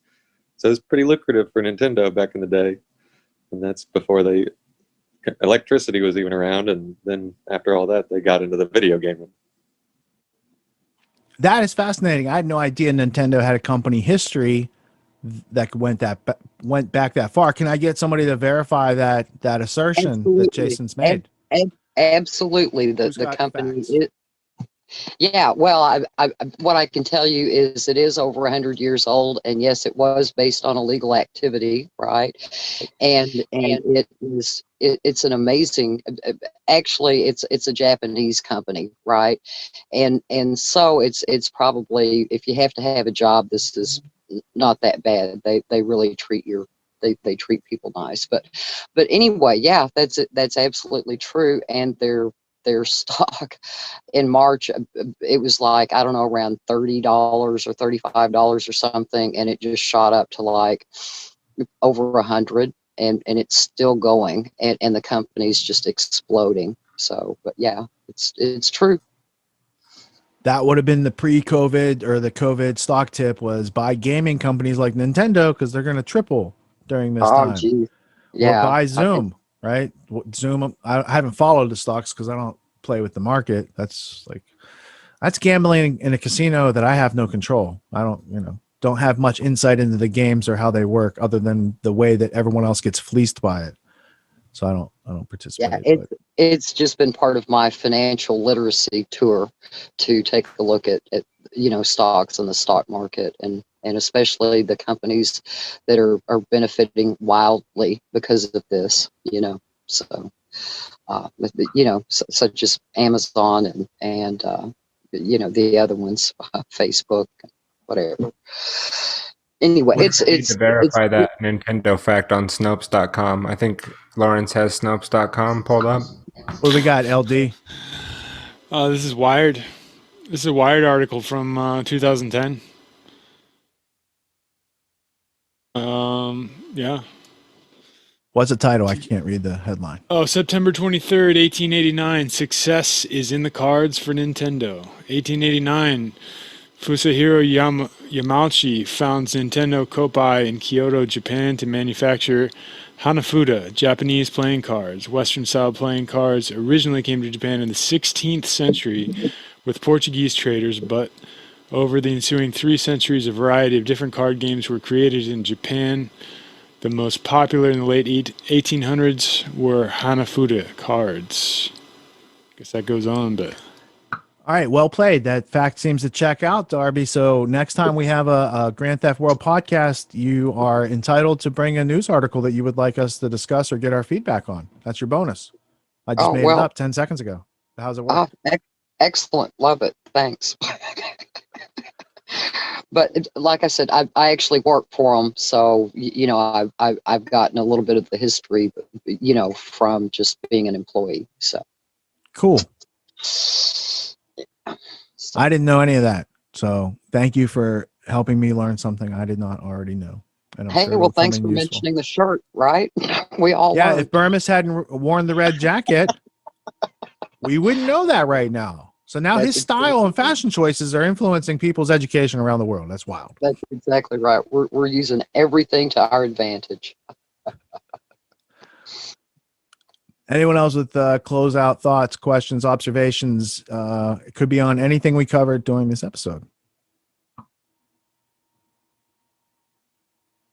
Real quick, I wanted to mention the school you were mentioning in relation to Bill Barr's father, Donald Barr, the Dalton School. It was in New York City, not Philadelphia.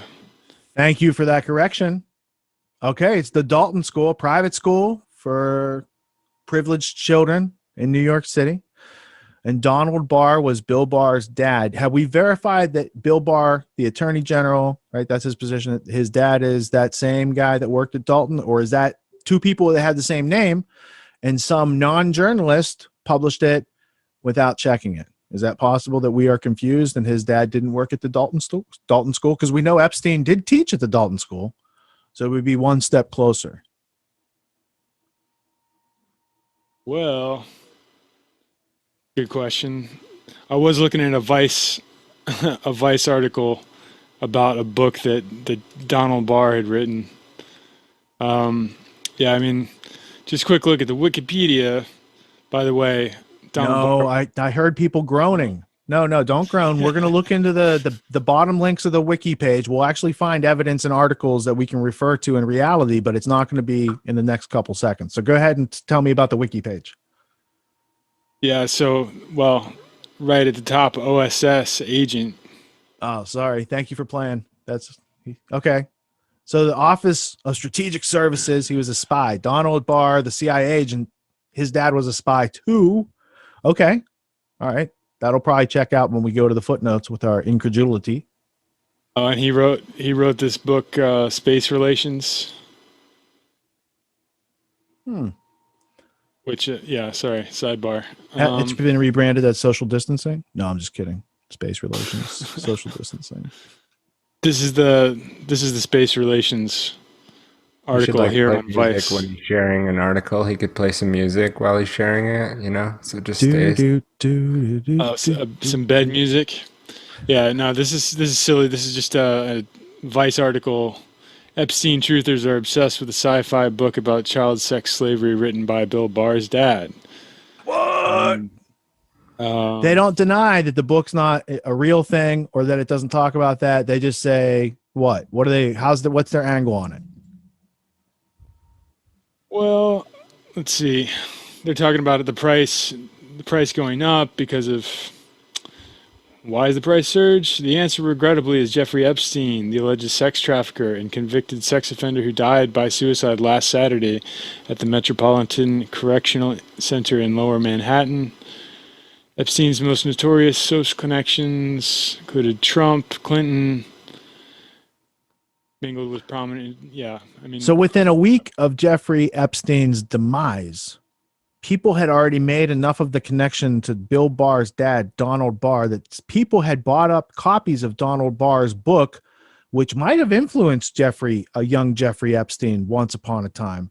The prices on that book skyrocketed. How did people figure that out so fast? And how did they shrink the market such that it affected the economics of supply and demand? How'd that happen? That's interesting. Is there more to that article? Yeah, it goes on. Let's see. Yeah, so September of 1973, a year before his tenure at Dalton ended, Barr published Space Relations. So that would have been because he didn't actually hire Epstein, right? Wasn't that something that was the debunkers? Possibly. So there was like this association, but people maybe They might not misused have that. known each other because we haven't seen evidence that they did know each other. We just know that Bill Barr, the attorney general who works for the CIA, had a dad who was an OSS and worked at the private school that first hired Jeffrey Epstein as a mathematics teacher. And the topics of Don Barr's books tie in with Jeffrey Epstein's love of cybernetics and technocracy and transhumanism and these sort of things. But that, again, that does not mean a causal relation that these two gentlemen ever met. And I'm not being sarcastic. I'm saying that evidence has yet to be presented in this court. But there is a whole bunch of interesting evidence that says it might be worth looking into. Yeah, this is the article says 3 months after Barr's departure, Epstein started working there. He had the job for 2 years. Former students recall that even at the time he displayed predatory behavior toward teenage girls. It is not known whether Barr, who died in 2004, had a direct role in hiring Epstein. But you could probably go, I don't know, dig into Whitney Webb's work. She could probably have a good answer on this. Well, she's on the list of fantastic freedom producers whose work are going to be featured on GrandTheftWorld.com. And you're right. There probably is a Whitney Webb article or interview where we could gather that information up. Unless somebody here on this call, there's still a couple dozen. Anyone here have that information on them, or is that something we're going to assign for homework and bring to the next episode? What do we got?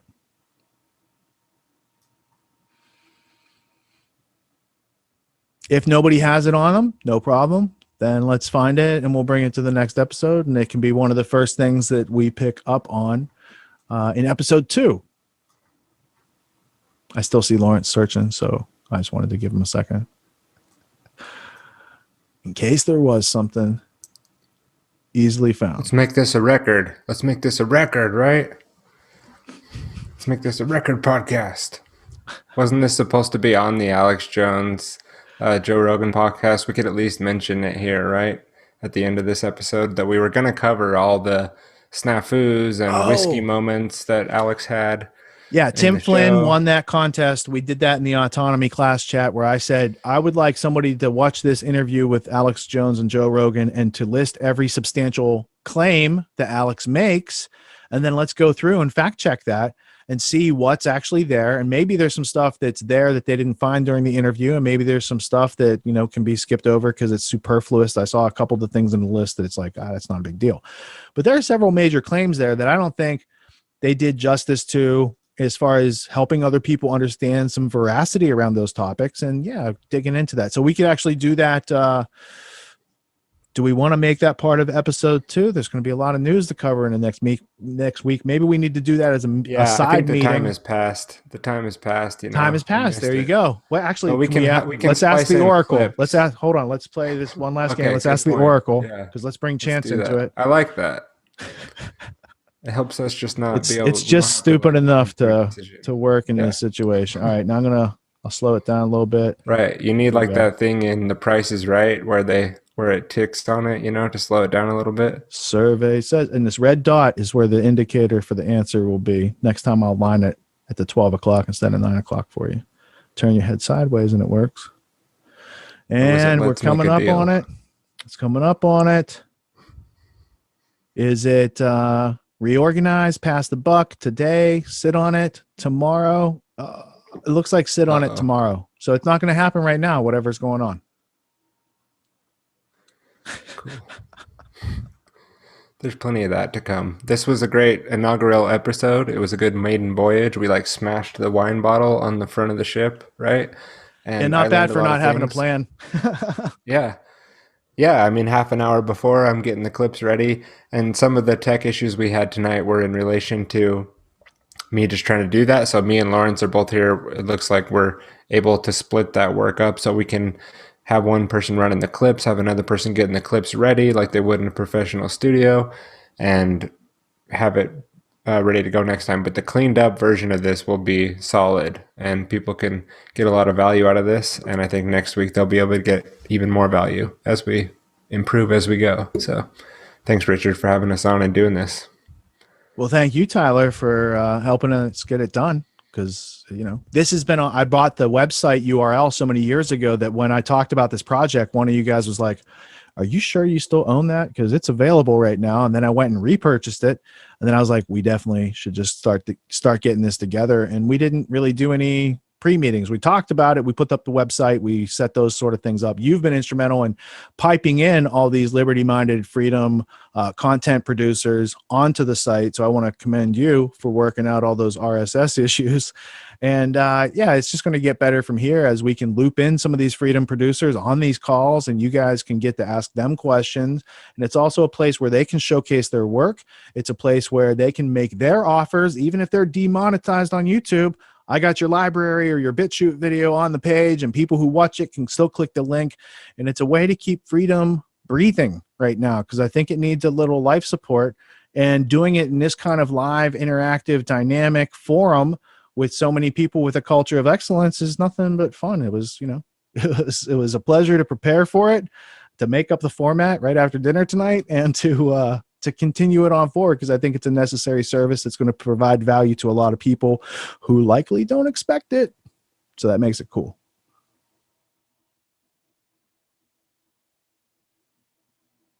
All right, without further ado, I'm going to let you guys all go back to your daily life. Thank you for tuning in and not dropping out. Catch us back here next Sunday, 9 p.m. Eastern Time, for another episode of the Grand Theft World Podcast. Peace.